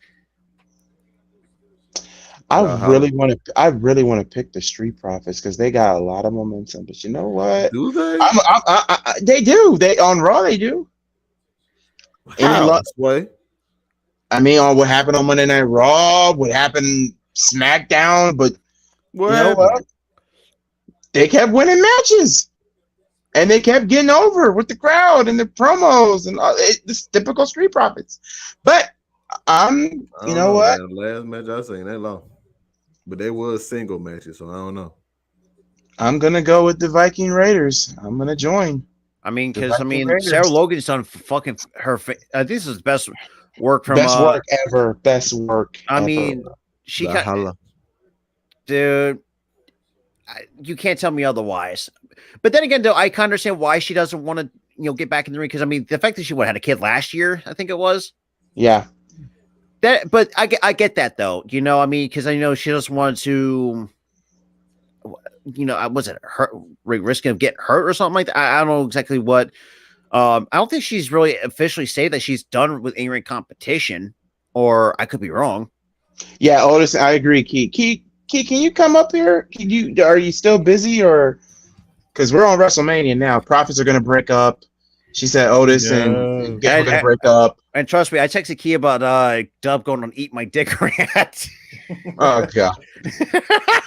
Anyway, yeah. I'm sorry. Key, you're the only lone wolf to Trish, Becky, and Lita. And yeah. Well, since matter of fact, let's talk about another. I just came home from dinner. Okay. Let's talk about this one, a triple threat match for the Intercontinental Championship. Ooh, this one's gonna Walter versus Sheamus versus Drew McIntyre. Give I'm me not calling him Sheamus. Gunther. I'm going with Sheamus too because I the think fact it's that time. this title has eluded It's for the 50, only. that's It's the only crazy. It's been 50 championship. years he has not won that damn thing. I'm gonna And say that's- this right. I'm gonna say this. Okay. I'm gonna mean it. Since they're going to break up the championships of what I'm hearing. You can have Cody represent Raw and have Walter represent But SmackDown. to be quite honest, there's also been rumors there's going to be a new title that could probably be for both. To be a bit different design. So there's a lot of rumors on that. So we'll have to wait and see how that turns out. Key pick Sheamus. Dub, who you got?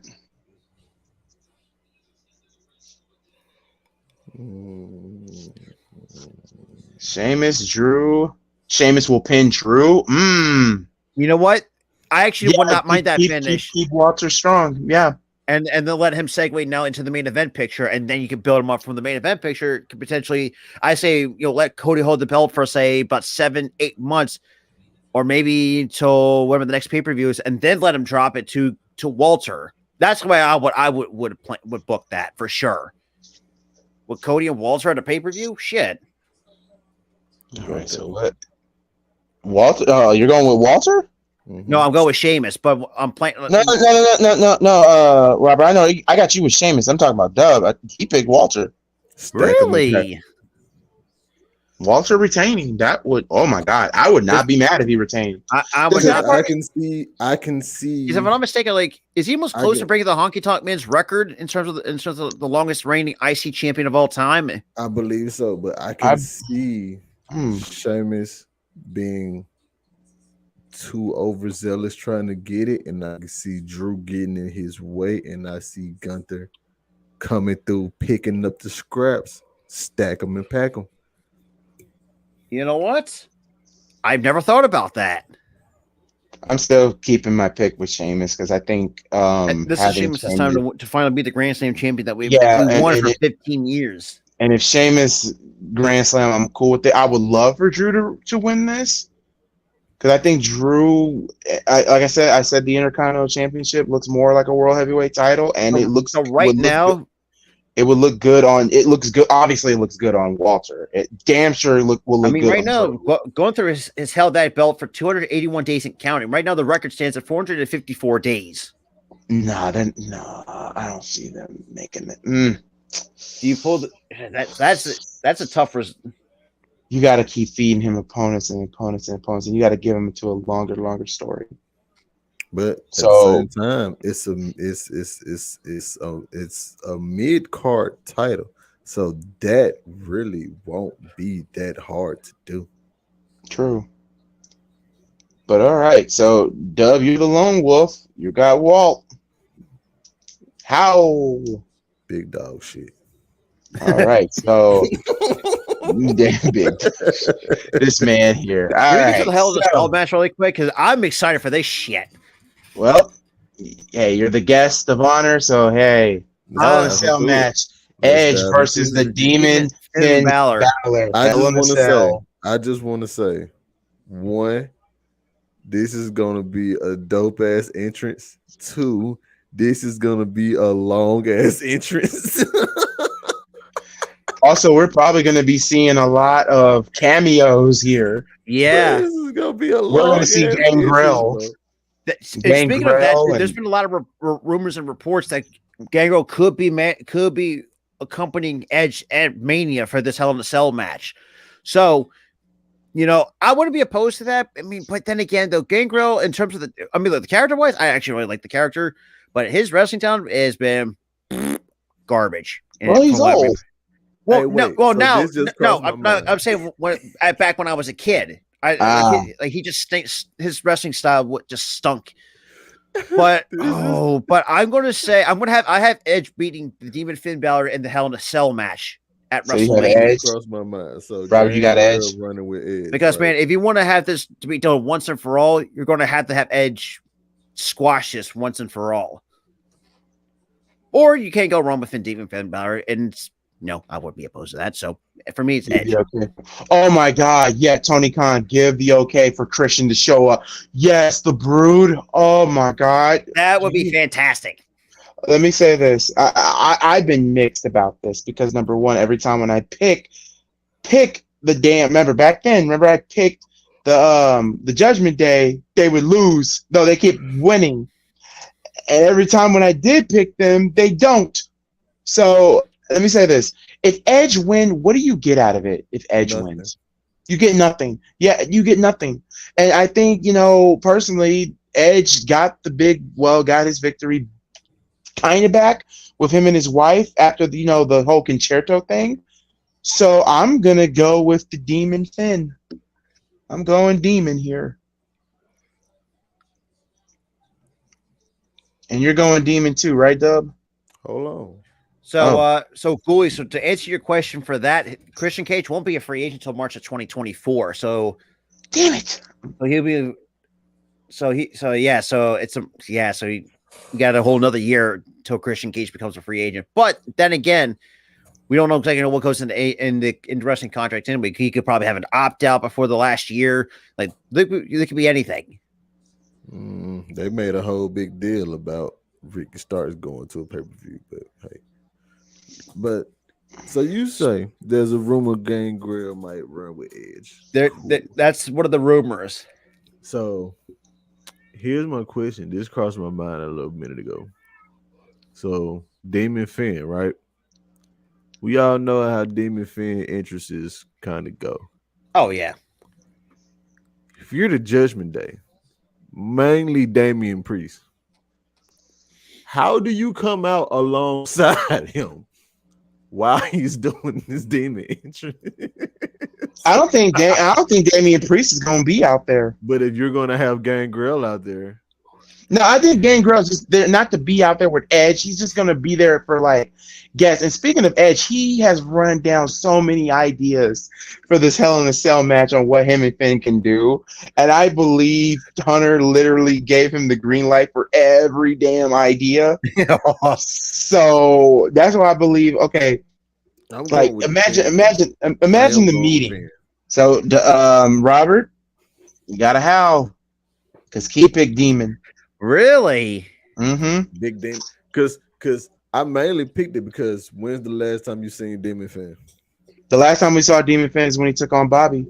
And if I'm not mistaken, that was the only time that Demon Finn actually lost. No, I take that back. No, the last time we saw Demon Finn was the whole thing with Roman, and I'm going to say this now. I hated Vince McMahon, and I will never forgive him. Oh yeah, that wonky ass finish with the turnbuckle collapse. Yeah, I will never forgive him for this because like, what year was that? A couple years ago. A couple of years ago. Like a year ago. Actually, no, last year. Actually. Yeah, last year. What Extreme Rules? Yes, and the reason why I'll never forgive Vince is because number one, the Demon was undefeated, and it looked like the Demon could not be stopped. And you basically fed Roman. You actually fed the Demon to Roman. Yeah, because wasn't that the beginning of God mode? Yeah, beginning of God mode, and I was like, "Are you freaking kidding me with this shit?" Oh yeah, that pissed the entire IWC. It pissed everybody off. Not just the W. It kind of makes sense.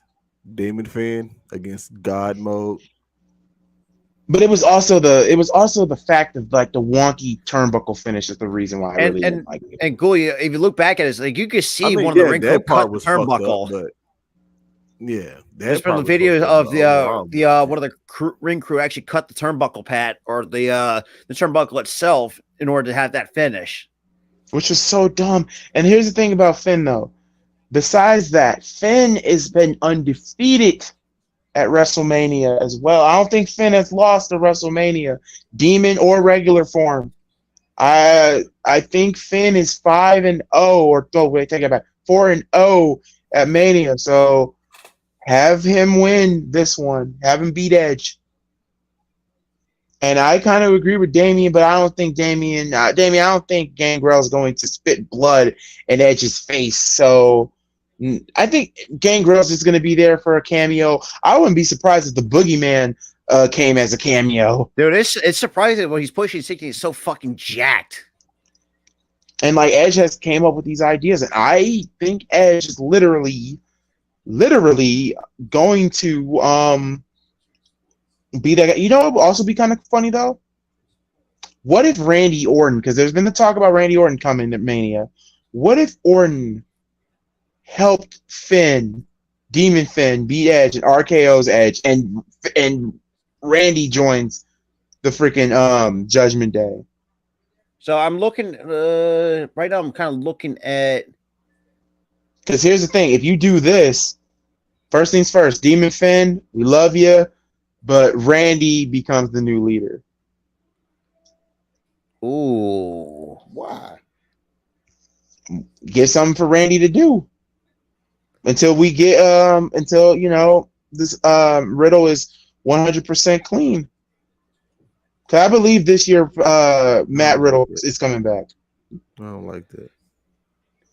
hey, speaking of Randy Orton, though, for those who don't know, his actually WrestleMania records, he's actually 8-10 in WrestleMania history. Damn, Randy. I mean, right now, The Undertaker holds at 25-2. John Cena is 10-5. Triple H is 10-13. Kane, Jesus Christ, 9-12. Edge is 9-4.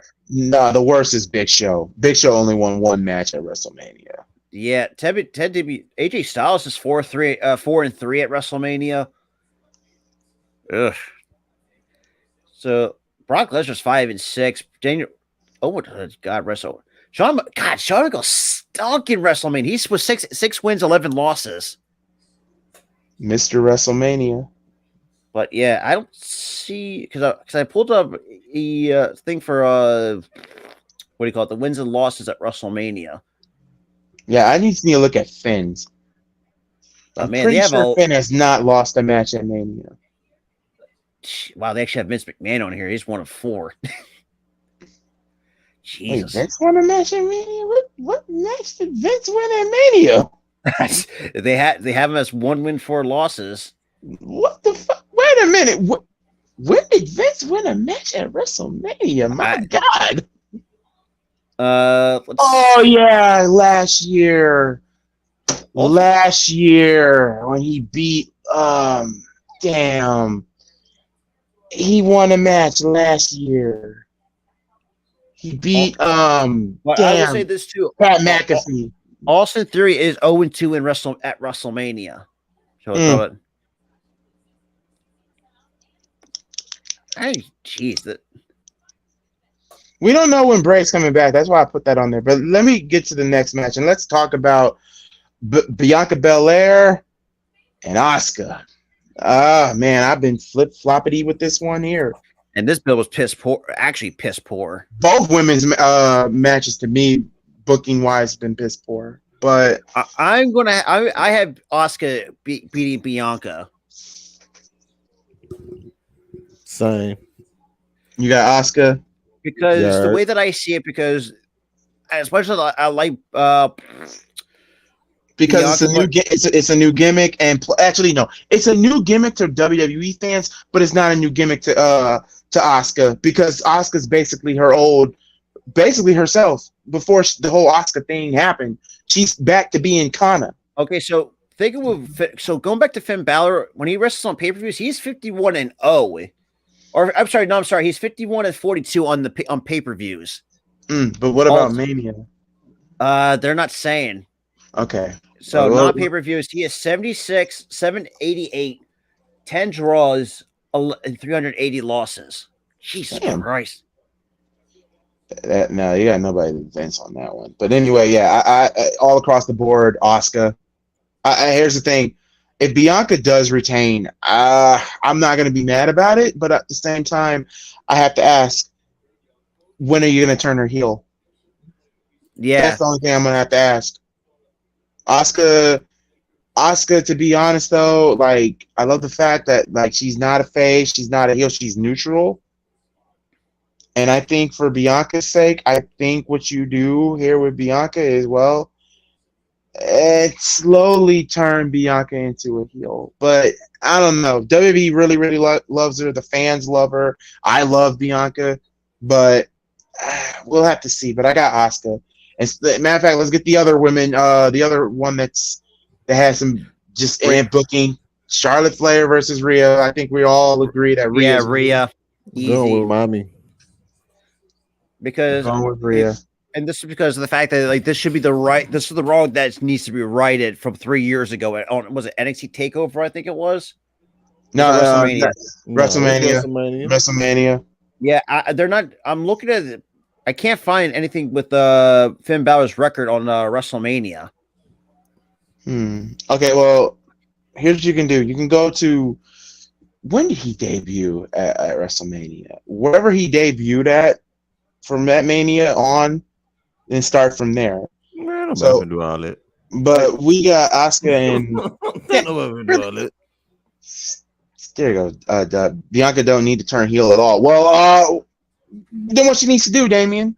Because Jesus Christ, I mean, she's over as hell. But good Lord, it's a matter of time. She's been a babyface for how long? 3 years? Yeah, almost 3 years. Out here looking like Bailey the Hugger. Yeah, that was and not gonna lie. Stretched too far long. Yeah, before they had the before they had to take an axe to the wacky inflatable tube men as a way to turn her heels. Like what? Well, since we're talking about mommy, let's talk about mommy's play toy. Pause. Father versus son. Dude, Rey this Mysterio versus Dominic. This is gonna be coming out in fantastic. the low rider. Viva la raza. Oh God, yeah, Don please comes out in do. low rider. Like, Please. Dominic coming out in the low rider and Eddie and just, Guerrero. oh man, could you theme imagine the nuclear attire. heat that kid's gonna get? No, the kids. No, they've been talking about Dominic attacking Rey Mysterio when Rey makes his speech, and that's how and there's been talk that will You end the shot Hall of that? Fame. That would be the talk of it. What's up, Prince Sean? It's okay. It's better than late than never. Anyway, Rey Mysterio versus Dominic. Well, What's happening? well, I was Finn Balor's torn with over this match. We're all torn over this match. I'm not. I'm going to have. I got Dominic winning this one. I do too. If this hypothetically is Rey's last match and potentially retires, why not have Rey Mysterio put over Dominic? I mean, that kid's been nothing but fantastic since joining the Judgment Day. And Even though put a freaking title on that man. Or then, other than the back to be, let's just be real, being Rhea's bitch all of a sudden. So, I mean, that's besides the point. No, that's mommy. Well, she'd be mommy in the bedroom. Sorry, I wouldn't go that far. Well, that's the story they telling. I'm sorry. I want to try to push it as far as I can without. But yeah, I think they really. But that's just me. But I got Dom winning this. But this was so hard to do because part of me wants to pick Dominic for all the but you also shit want to see that Rey little Mysterio kick the kid crap did. out of his son. That's true too. But you know what? I've been 50-50. I'm 50-50, Lord.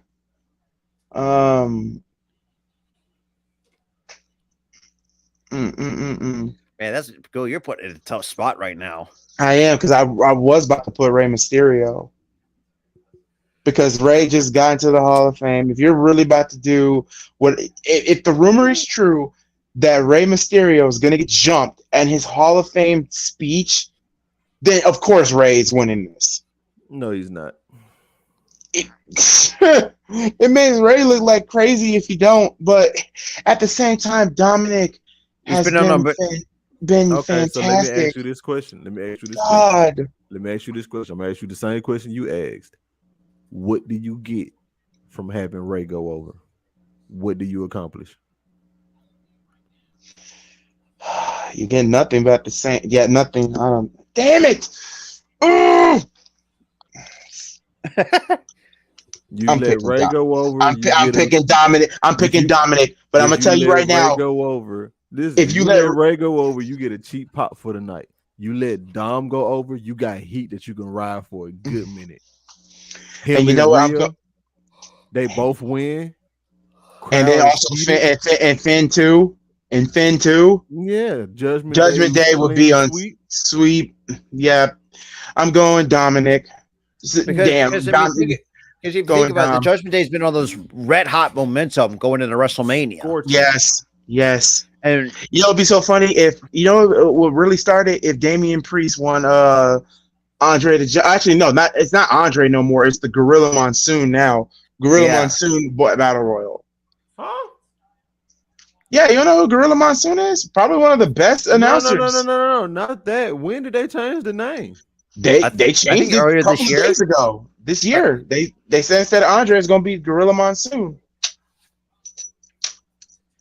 yeah, I mean, I'm cool with it. I don't got But no problem with Gorilla I don't have a Monsoon. problem with it. I just like my it's first confusing. hearing Why change it now? all of a sudden, yeah. Because I mean, Okay. like what? I mean, look, like I'm with Gooley on this. Yeah, Gorilla Monsoon, one of the best commentators. Greatest announcers, one of the greatest Up there. commentators. Got I think he's not even up there. It's top three. He's I think top three. I think it's you got him, JR, Joey Styles for sure. That's my top three, easy. But I think first of all they should never change it because I think Andre. I mean, you can also be the argument. I mean, Andre did a lot for this company, but Prince Sean, you are freaking yes. Ooh, he would have major fucking heat. dude, you ain't wrong. Yep. But here's the thing: I think Dom's gonna win by cheating. Of Yeah. course. Have Dom win by cheating. If you have him win clean, oh my god, But see, even if you have him win clean, that elevates him too. elevate. God, So by the way, Because you yeah, WWE two ways of don't- elevating him. WWE don't F this He'll up. still get I'm- heat, and you can still have him take the mask. WWE, Yeah. please don't F this up. Don't F this up. All right, y'all. So we got 3 more left. Austin Theory defending the U.S. title against John Cena. And I'm going to say this. A part of me was going to pick Theory. I don't give a fuck about this match. A part of me was going to pick Theory, but then I realized I have this. yeah, But here's the thing: if Cena wins, I'm gonna say this: if Cena wins, retire the United States Championship and bring back the European title. please do. That's an underrated. That European title was so underrated for its time. Yeah, do that. But and also too from Monday Night Raw. My bad. From Monday Night Raw. I love the fact that they made Austin Theory cut a promo in an empty arena because, let's be real, John Cena buried that man 3 weeks ago. He buried him. And I'm sorry, if they would have did that promo that he did on Cut on Raw against a live audience, a Phoenix audience at that, oh my God, nobody can give a shit about Austin Theory. They're gonna boo. They're gonna say you got buried. Yeah. So I'm going to go to a different way. I'm going to say Theory because if there's been rumors that this could be John Cena's quote unquote retirement match, kind of like passing up the torch. If that is the case, then yeah, I can see the significance of it. Because remember, what was the first time John Cena won at Mania? It was the United States Championship at WrestleMania. So it'd be fitting. The dude's been carrying this company on his back for what? Over a decade, 20 years, over 2 decades. 2 decades. Despite a couple of wardrobe choices, I would say, beside the yellow pants that he pulled off in remember on Velocity. Oh God, man. But that's here nor there. But like I was saying, the dude John Cena has done so much for this company for the last 20 years. Now it's time, I think, someone like Austin Theory, done a very good job with the United States title. I think he's soon enough. I think he's going to be close to that main event scene sooner rather than later. I think we could see Austin Theory take that next step. That's the way that I look at it. So for me, I got Theory retaining, but if that is the case, I forgot about that. Legado Fantasma has been backing up Ray. But forgot about that. I'm with. But if they're going to go, what Goey's going for, then yeah, I could see that. But for me, I think realistically, Austin Theory is going to retain. Then again, after getting, let's be okay, he got torn a new one 3 weeks ago. Holy crap. Yeah, But that's he got buried. I don't care what anybody says. How can you come back recover? from that. Okay. Now people say, "Oh, Theory wins." Like, no. Yeah, Theory wins, big whoop. But at the same time, What's the who's gonna cost? take him? Who's gonna take him serious as US champion? John After Cena just getting- buried before with him. And after with the whole John Cena 2K showcase or whatever, for Christ's sakes, and the fact that this is main event for night one, I don't see it. Do you really want to send the fans home shitty, or do you want to send them home with a Cena win? Okay. WWE, you put yourself in the corner in this one. You put yourself in the corner. And you know the Let's funny go back thing to what is, Dub said earlier. Like that should have been at least, you know, from Ray to Dominic could be a main eventer. Charlotte and Ray or Rhea could be your main eventer. Like this should be like at least like the thought. this should have been the first match on the card. Yeah, I was going to say, yeah, this should be like number one on the card. Get this out of the way. And well, then again, actually, this should be second. Get the WrestleMania showcase out the goddamn way first, and then get to Theory and Cena. That's just the way. If I were booking WrestleMania night one. So But- Dub, I know Dub is picking Theory. I don't give a fuck about this match. Yeah, you're picking Theory. This match is a bathroom break. Damien, you look like a bathroom break. I agree with you 100%, Damien. I'm definitely either gonna go to the shitter or I'm gonna roll me a jizzle.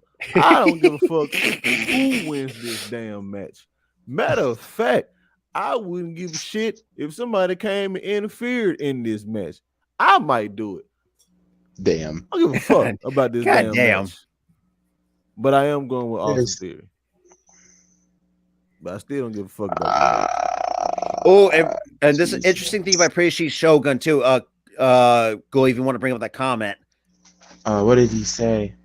Just imagine if the bloodline attacks Could Cody. you imagine the bloodline, the legacy going at it one last, especially if Randy Orton decides to retire, why not do it with the legacy one last time and have the old group back together and actually build it? But then again, the Goldust is going to retire, so the Goldust thing is obviously out of the question. If that and also kudos to Is Goldust. DiBiase who just Jr. got even still for wrestling? I don't think he is. I don't think he is. But then again, like nothing's for certain. Like people say, "Oh, I'm done wrestling," but we have seen in the past, like people say, "Oh, you know, people return to wrestling," you know, after say, "Oh, I'm like completely done" or whatever. Like nothing's for certain nowadays. True, but has he even been keeping up in shape though? I mean, what I've been seeing, he's to do some fantastic shape. I'm still I torn haven't about seen him this. recently. That's the only reason I'm I'm still asking. torn about this United States Championship match because Because you put yourself in the court of this one. Man, it was the promo. You torn It's about the- some bullshit. It's the promo. Why are you so shocked that John Cena ripped this man up in a promo? I'm not shocked. Name me I'm somebody not other than The Rock that kept up with John Oh Cena. yeah, in a that's promo. that was something else too. I'm not. Other than The Rock that could keep up with that man in the promo. I'm not surprised that he gave Chris him. Jericho. Okay, I give you that. Jericho. I give you that. But no, here's the it's thing. Austin Theory. Austin Theory was gonna lose that regardless. I don't give a fuck what script you give him to run with it. He was gonna lose that regardless. Yeah, that's true. But I'm just saying, like, you know what? Fuck, I'll just pick Theory. But if Cena wins, I wouldn't be surprised. And I'm gonna go with Theory because here's the thing: if you have John Cena win this, You get What the- nothing. you get nothing out of it. And plus, we don't even know if he'll be here every week. That's the one thing too. He's No still fault. so Yeah, an Theory. actual movie star. Theory. So it got to be Theory. Two more matches. And Let John Cena win, and then Monday night have him do an open challenge, and then And oh, then Jay use- White. Then Jay White beats Cena, and boom, we go And from guess there. what? or You or can if do that's that the case, same or thing. have an open challenge, retire the United States title, and then bring back the European title. That's the way I Yeah, would. that too. You can do the same thing with Austin Theory. All right. Oh, guys, I'm sorry. We got now we got 3 more matches left. I'm shocked that this one is so high up. Maybe because I hate Logan Paul. Seth Guess everyone freaking does. Rollins versus Logan Paul. Logan I Paul. think Let's go. you bullshit. Logan Paul. Let's You keep it rolling. bullshit. There's You nothing bullshit. No, You I don't think Dub's bullshitting, right? bullshitting. There's Dub, nothing are you? Yeah, Dub bullshit. I'm sorry. Wait. What makes you think I'm bullshitting? Come on, man. You're Give me gonna Seth go against Rollins. the king of the drip. You I'm really going think they Seth. finna- you I'm sorry, really Seth think Rollins, they man, is the finna do best. this and It's the let- most and let the overest man thing lose? in the company now. Because first of all, what is Logan Paul? Logan Paul's already wrestled like 2 matches so far since being with the company. And he's And he what? won both matches. No, he's 1-1. Actually, yeah, that is right. No, I I would- take that back. No, he's He's won. what- He's been in 3 matches. He beat the Miz last year at SummerSlam this year. Lost to Roman at the Crown Jewel. Lost to Roman, and then he also And that won was his a first really good match. WrestleMania after the I tag don't team. count that match. Wait, which match you don't count? Roman. Roman? He You don't doesn't count the it? No. It says Roman, I'm going to make you viral. And he goes like a slow mo onto like a slam onto the table. Yeah. The fact that my man took a selfie. And it took a video selfie at that. It's like, you know what? I don't But- count that match. I only looked at that match as a way to showcase his way of keeping up with top talent.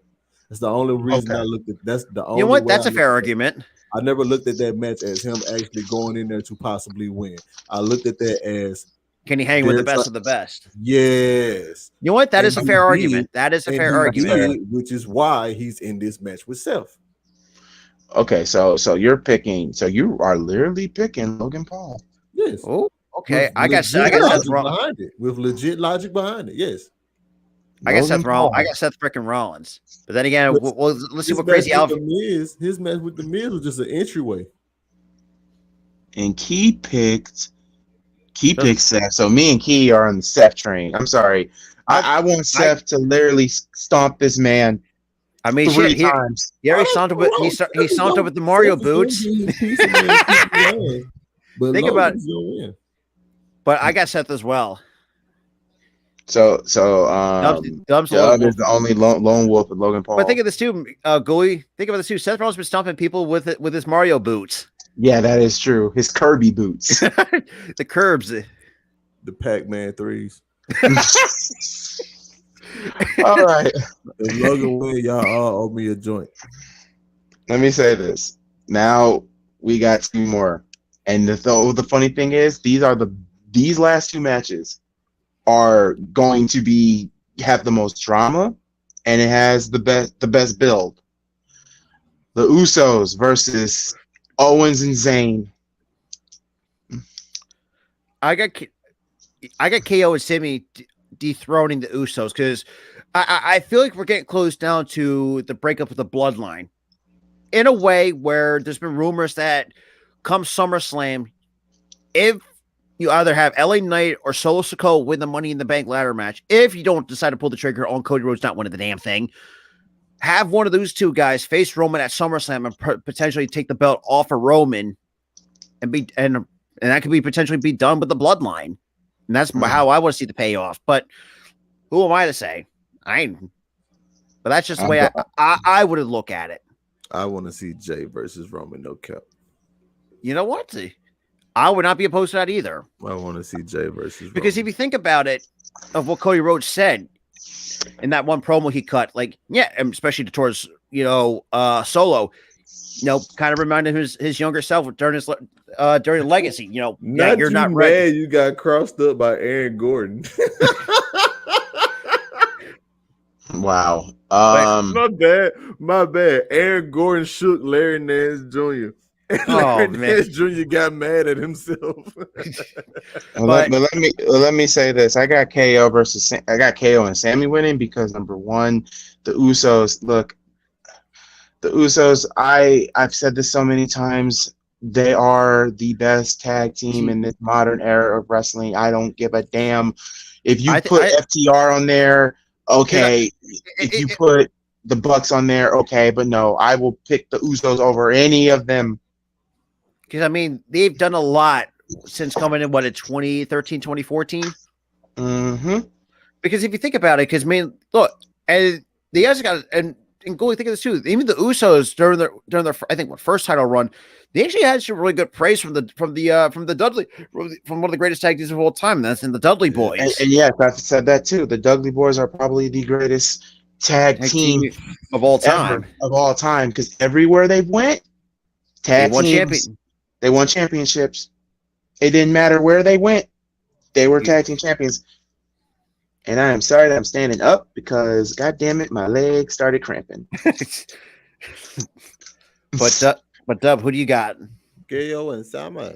So it looks like So that's a clean sweep right there. Keen sleep. And also thinking too, Goalie too, you can also see like the confliction on the Usos after what Cody Rhodes said, are you willing to take more of the abuse from Roman Reigns? Like, that could be an interesting thing in itself. And that brings up the Dub's point, because we could potentially see Roman and Solo going at it, or probably Jay, because Jay was the first one to be very conflicted than anybody else when the Bloodline started. Yeah, that's because he the one with the PTSD and the trauma. Mm-hmm. Yeah, especially after that Hell in a Cell match. Yeah. He the one that took the bullets. Damien said the Usos are this era's LOD. Oh yeah, that's pushing it. I don't know about that. They're this era's. They're mix of the Hardys with a little bit of the Dudleys, but I would say they're the Dudleys of this era. LOD, man, that you're that's elite company. LOD is elite company. The Dudleys are elite company. The Hardys are elite. Edge and Christian is elite. I think they're more of like Edge and Christian than anything else. No, I can't say Edge and Christian because Edge and Christian. Well, if you look at their tag team and whatnot, sorry, because leg is literally trying to cramp on me. I'm about to go and get a banana here in a minute. Yeah, I'm not gonna. Damn. But yeah, with all of that, it is still, Demolition is elite company. I said it. Yeah, of course, Demolition. It's just effed up how WWE that's treated them. Yeah, that's. I like I said, I don't disagree with that, but I was going to go say, because it's like I've actually watched like their last few matches, when they were in the company. Yeah, they went out sad, for lack of a better term. Shoot, and damn, ain't all of them passed on too? No, they're still wrestling. I think some of them are still wrestling. Demolition? Yeah, the original Demolition is still wrestling.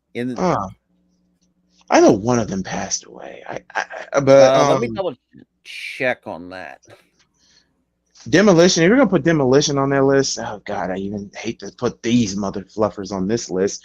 The New Day, gotta put them on there too. What? Because right now you had Axe, Smash, and Crush. Why you say it like that? No, I love all three members. No, hold on. It's just I never liked the gimmick. I don't like the gimmick. Wait a minute. No. The gimmick. No. Because you can't throw Usos up there and not throw New Day up there, because New Day gave them some of their best matches. That is true. Their best match. I don't know which one was their best match, the Hell in a Cell one or the SummerSlam one that was on the goddamn pre-show, and it was probably the best match of that SummerSlam card. I see the Hell in a Cell one for me. I think the Hell in a Cell one. But we had Candy Cane kendo sticks. Oh yeah. He said, "Ooh, you hear that? Bah!" First off, Damien, I do not hate pancakes. I love pancakes. Then again, get worse than almost had booty juice get green lit. Booty juice. It makes sure that your throat isn't loose. The fact that was almost green lighted. Now, here's one that almost got green lighted. I never said this on the podcast before. Justin Bieber almost winning the WWE Championship. Oh shit! I forgot about that. That was almost green lighted. I was like, if that would have happened, oh god, hell would have broke loose. Hell would have broke loose. To be honest, though, the one thing that I was kind of wanted it to be green lighted, but at the same time, I don't know. I'm 50-50 with it, but this can be its own episode. When WWE almost green lighted China being WWE champion at SummerSlam 1999. Oh yeah, they were going to greenlight that, but then I think it was, I don't know if it was Shane that said no or Vince that said no, but it was literally greenlighted. Greenlit. But yeah, so Goalie. So the original was Axe and Smash. But right now, the one that passed away was Crush. He was like, kind of, I think, was the replacement. Okay, so Crush was the one that passed. Okay, so now that we've already talked about almost every match, y'all. We got one left, and that's the main event. I'm going to tell you right now. I'm going to start with Key's pick. Key picked, and I kid you not, Key picked Roman Reigns. She had Roman retaining. Key, whatever strain it was that you had, mail me some. Because Key said that she don't believe that WWE won't pull the trigger on Cody. You know what? And there's been so much rumors about them not putting the belt, they're not going with it, them not doing this, and I'm like, oh my god, y'all gonna make me second guess, and I don't want to second guess. Exactly, and you know, and the fact that Vince still hates Cody Rhodes. Vince never give a fuck about Cody Rhodes, anyways. Well, here's the thing: This ain't Vince's Mania. I know that, but I'm just saying, Vince never gave a flying fuck about Cody Rhodes, because remember, he's the one who stuck in that start of his gimmick anyways and ruined that man's career and left after 6 years. But then again, I mean, I can see why Key pick Roman, because they're going to want to say, oh, you're going to have Roman Reigns reach 1,000 days before you drop the belt. Then that too. And me and Tar talked about this too. If that was the case, then what the fuck? What was the hell to bring it back Cody Rhodes for? What was the fucking point? That's true. That is true. If you're gonna bring him back only for him to lose, but I got Cody winning this. I'm getting Cody with this one, because the fact that, look at this man's career trajectory. Wasn't based at Mick Carter for most of his career. Got stuck into a few gimmicks that was less to be desired. Left after 2016, or was it 2016? I could be wrong. He left around like 20. He left around like 2013. Yeah, 2013 or whatever the case may be. Because he said he's been away from WWE for 6 years. So, and then again, when did AEW start? 2019. AEW started around 2019. Yes. Okay, so that fits the time frame, and the fact that he had to go over to different promotions like Ring of Honor to reinvent himself, to New Japan to reinvent himself, and also join the Bullet Club too, and Global Force Wrestling before that was a fucking thing. Yeah, and then TNA too. Yeah, and the dude was his megastar. The funny thing about his TNA run was that he only had like one match. Yeah, he had one match, and that was against Moose, because Moose was hitting on Brandy, and Brandy being in the middle of it saying, no, he's just a friend, and then they just completely stopped. Like, I mean, there was no backlash, no ending to this. I'm like, what? Because to be honest, I would not want to mind that rivalry, because I think Moose is such an underrated talent anyways. But for me, I just have Cody Rhodes winning. I think it's time for him to finally share the main event spotlight. Because think about it, Roman Reigns. I mean, there's been a lot of reports like say he might be going Hollywood or whatever the case may be with this new schedule of his. And it's time to let Roman drop the belt, because it's been going on for way too fucking long. I'm sorry. I'm gonna say it may have been going too long, but it's the most entertaining ride we've ever been on. That is true, but it's just also to comment on Damian, this is Vince's Mania. Because why the hell we got Brock and Omos? Well, because number one, Bray is not there, and plus Brock didn't want to work with Bray, and then also the Fatal 4-Way. Yeah, okay, that's Vince, but everything else, let's talk about it. Seth and Logan, clearly Hunter.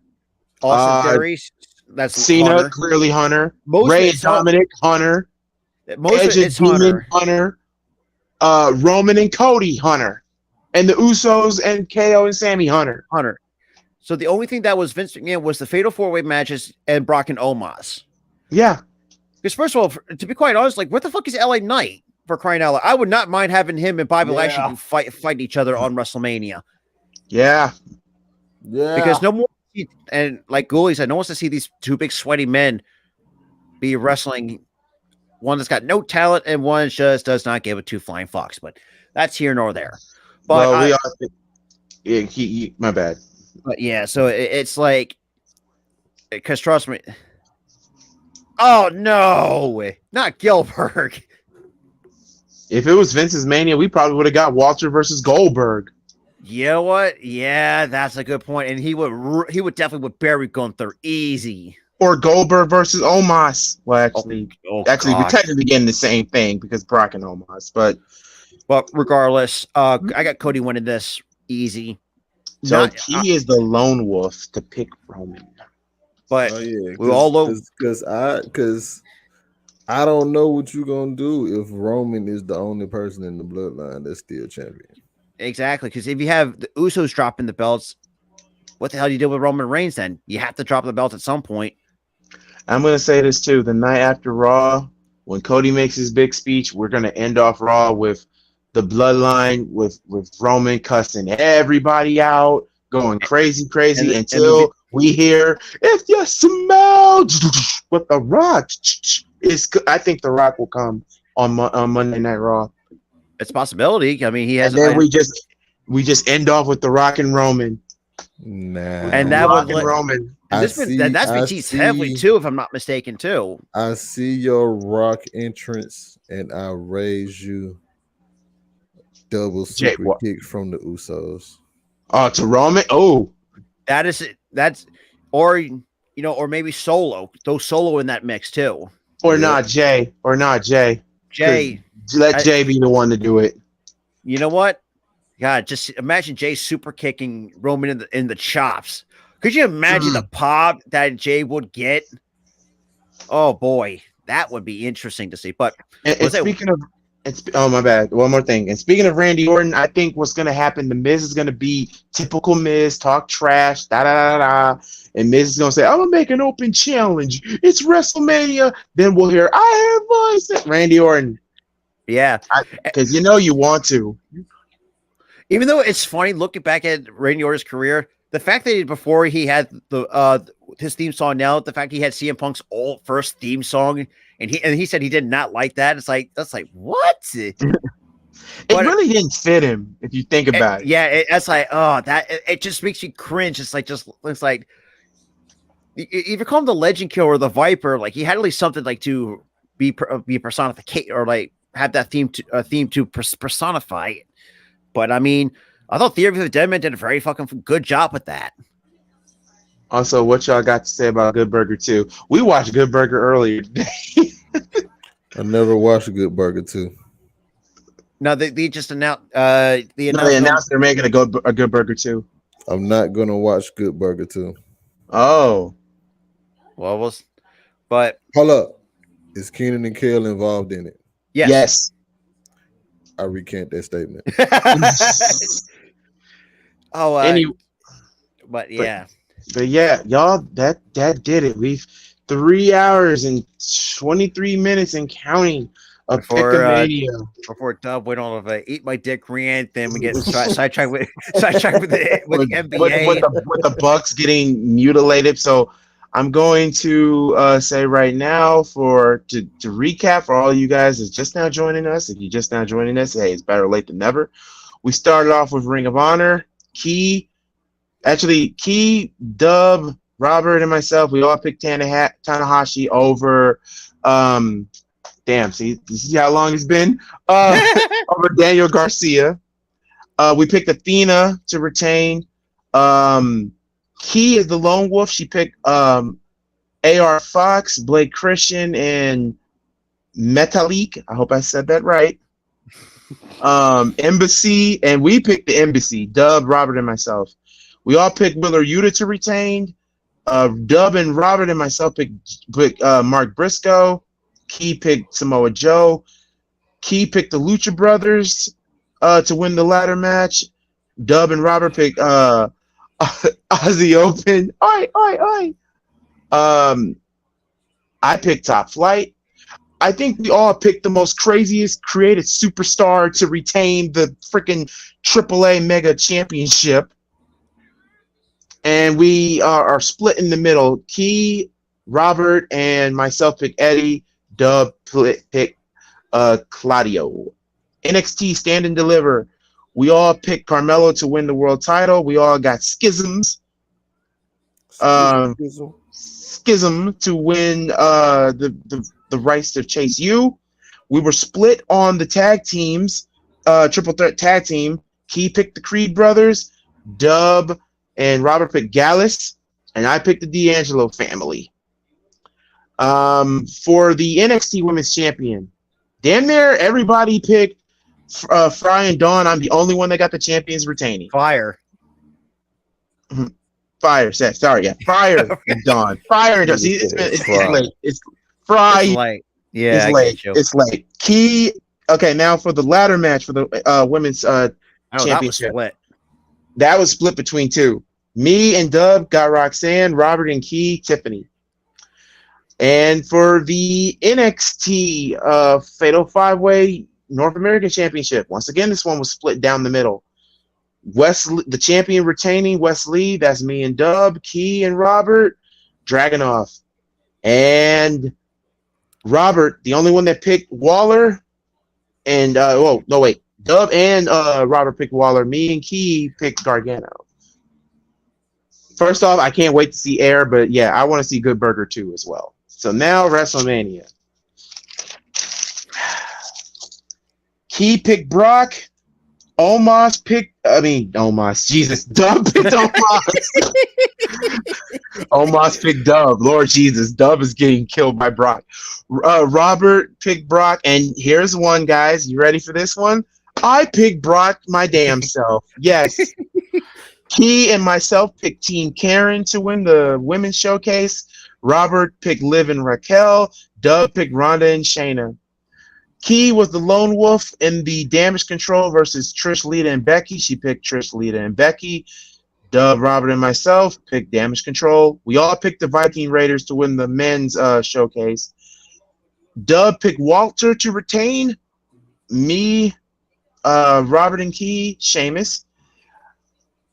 Robert, the lone wolf in the Hell in a Cell match, he picked Edge, while the rest of us picked Demon Finn. We all went across the board with Asuka. We all went across the board with Rhea. We all went across the board with Dominic. We all went across the board with Theory. And Dub is the only one that picked Logan Paul, while the rest of us picked Seth.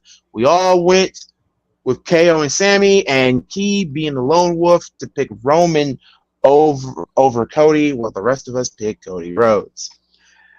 11:28, we made it. But I don't know if you sold this, Ghoulie, but there's been a lot of talks that Tony Khan wants to work with Stardom as well. That wouldn't be bad. For That every means that's a long lot of pick I talent. get right, y'all owe me a blunt. And Dub, Dub is the champ. Will Dub be the champion, or will Key somehow, some way win PICKOMANIA 2 and be 2-0 at PICKOMANIA? Or maybe the outsider could steal it away from y'all. Or the outsider, or do I get my precious belt back and my precious trophy belt? You ain't getting none, Next, my boy. I need a toothpick now. I gotta pull up my razor. Pull up Scott Hall. You ain't getting none, my boy. You ain't getting none, Haters. but They hate us, but they ain't haters. But anyway, before we get out of here, I want to give a special shout out to Robert of the All-Star Sports Network. Robert, tell everybody where they can find you at on all your social media platforms. Well, obviously, y'all can follow me at the Philly Sports Podcast, and also check out me and Tyler, who are the founders of the All-Star Sports Network, as well. Try to help and kind of build up our own team as well at the same time. But you can check me out Instagram, TikTok at Philly Sports 97, Twitter at Philly Podcast YT. That's if you checked all my videos and stuff like that, I have all the links into the description down below and stuff like that. So I really don't have really much to say after that. And Dub, do you have anything to say where people can follow you? And do you got a new album coming out? Well, you can follow me at DubAFM_. That's on everything. You did. There is some new stuff on the way. That's all I can say at the moment. All right. And as always, you guys can follow me on Twitter. If you are a subscriber, thank you for watching. Your business is appreciated and your viewership is appreciated. Also, you can follow me on Instagram, same like at one of them Malguli. commercials where they say 15 cents can save this child life. Well, at the same time, my Cash App is under there. So anyway, I was talking about you, my bad. damn, Dub, damn. I was not talking about you. I was not talking about you. But it's okay, y'all. It's okay. See, we do this out of love. We love wrestling. We just got a funny way of showing it. No, I was But talking other about than- the dude sitting on the bench. But other than that, y'all can follow me on Twitter. You can follow me on Instagram. And if you're new to the channel, hit the subscribe button. With Robert yawning, I'm yawning. Yeah. So yeah, it's time to go. So Smoke until him if next you got him. time, God bless you all. I hope you all do well, gentlemen. The best of luck. And Key, The if you're title watching will this, be mine, goalie. That's all I'm You're all gonna say. going down. Best You're all of luck. going I down. don't think so, Dub. You're I am all taking that going belt away from down. you. best of You're luck all to going everybody. down. Best of luck to everybody. Good night, everybody. We love you. Peace.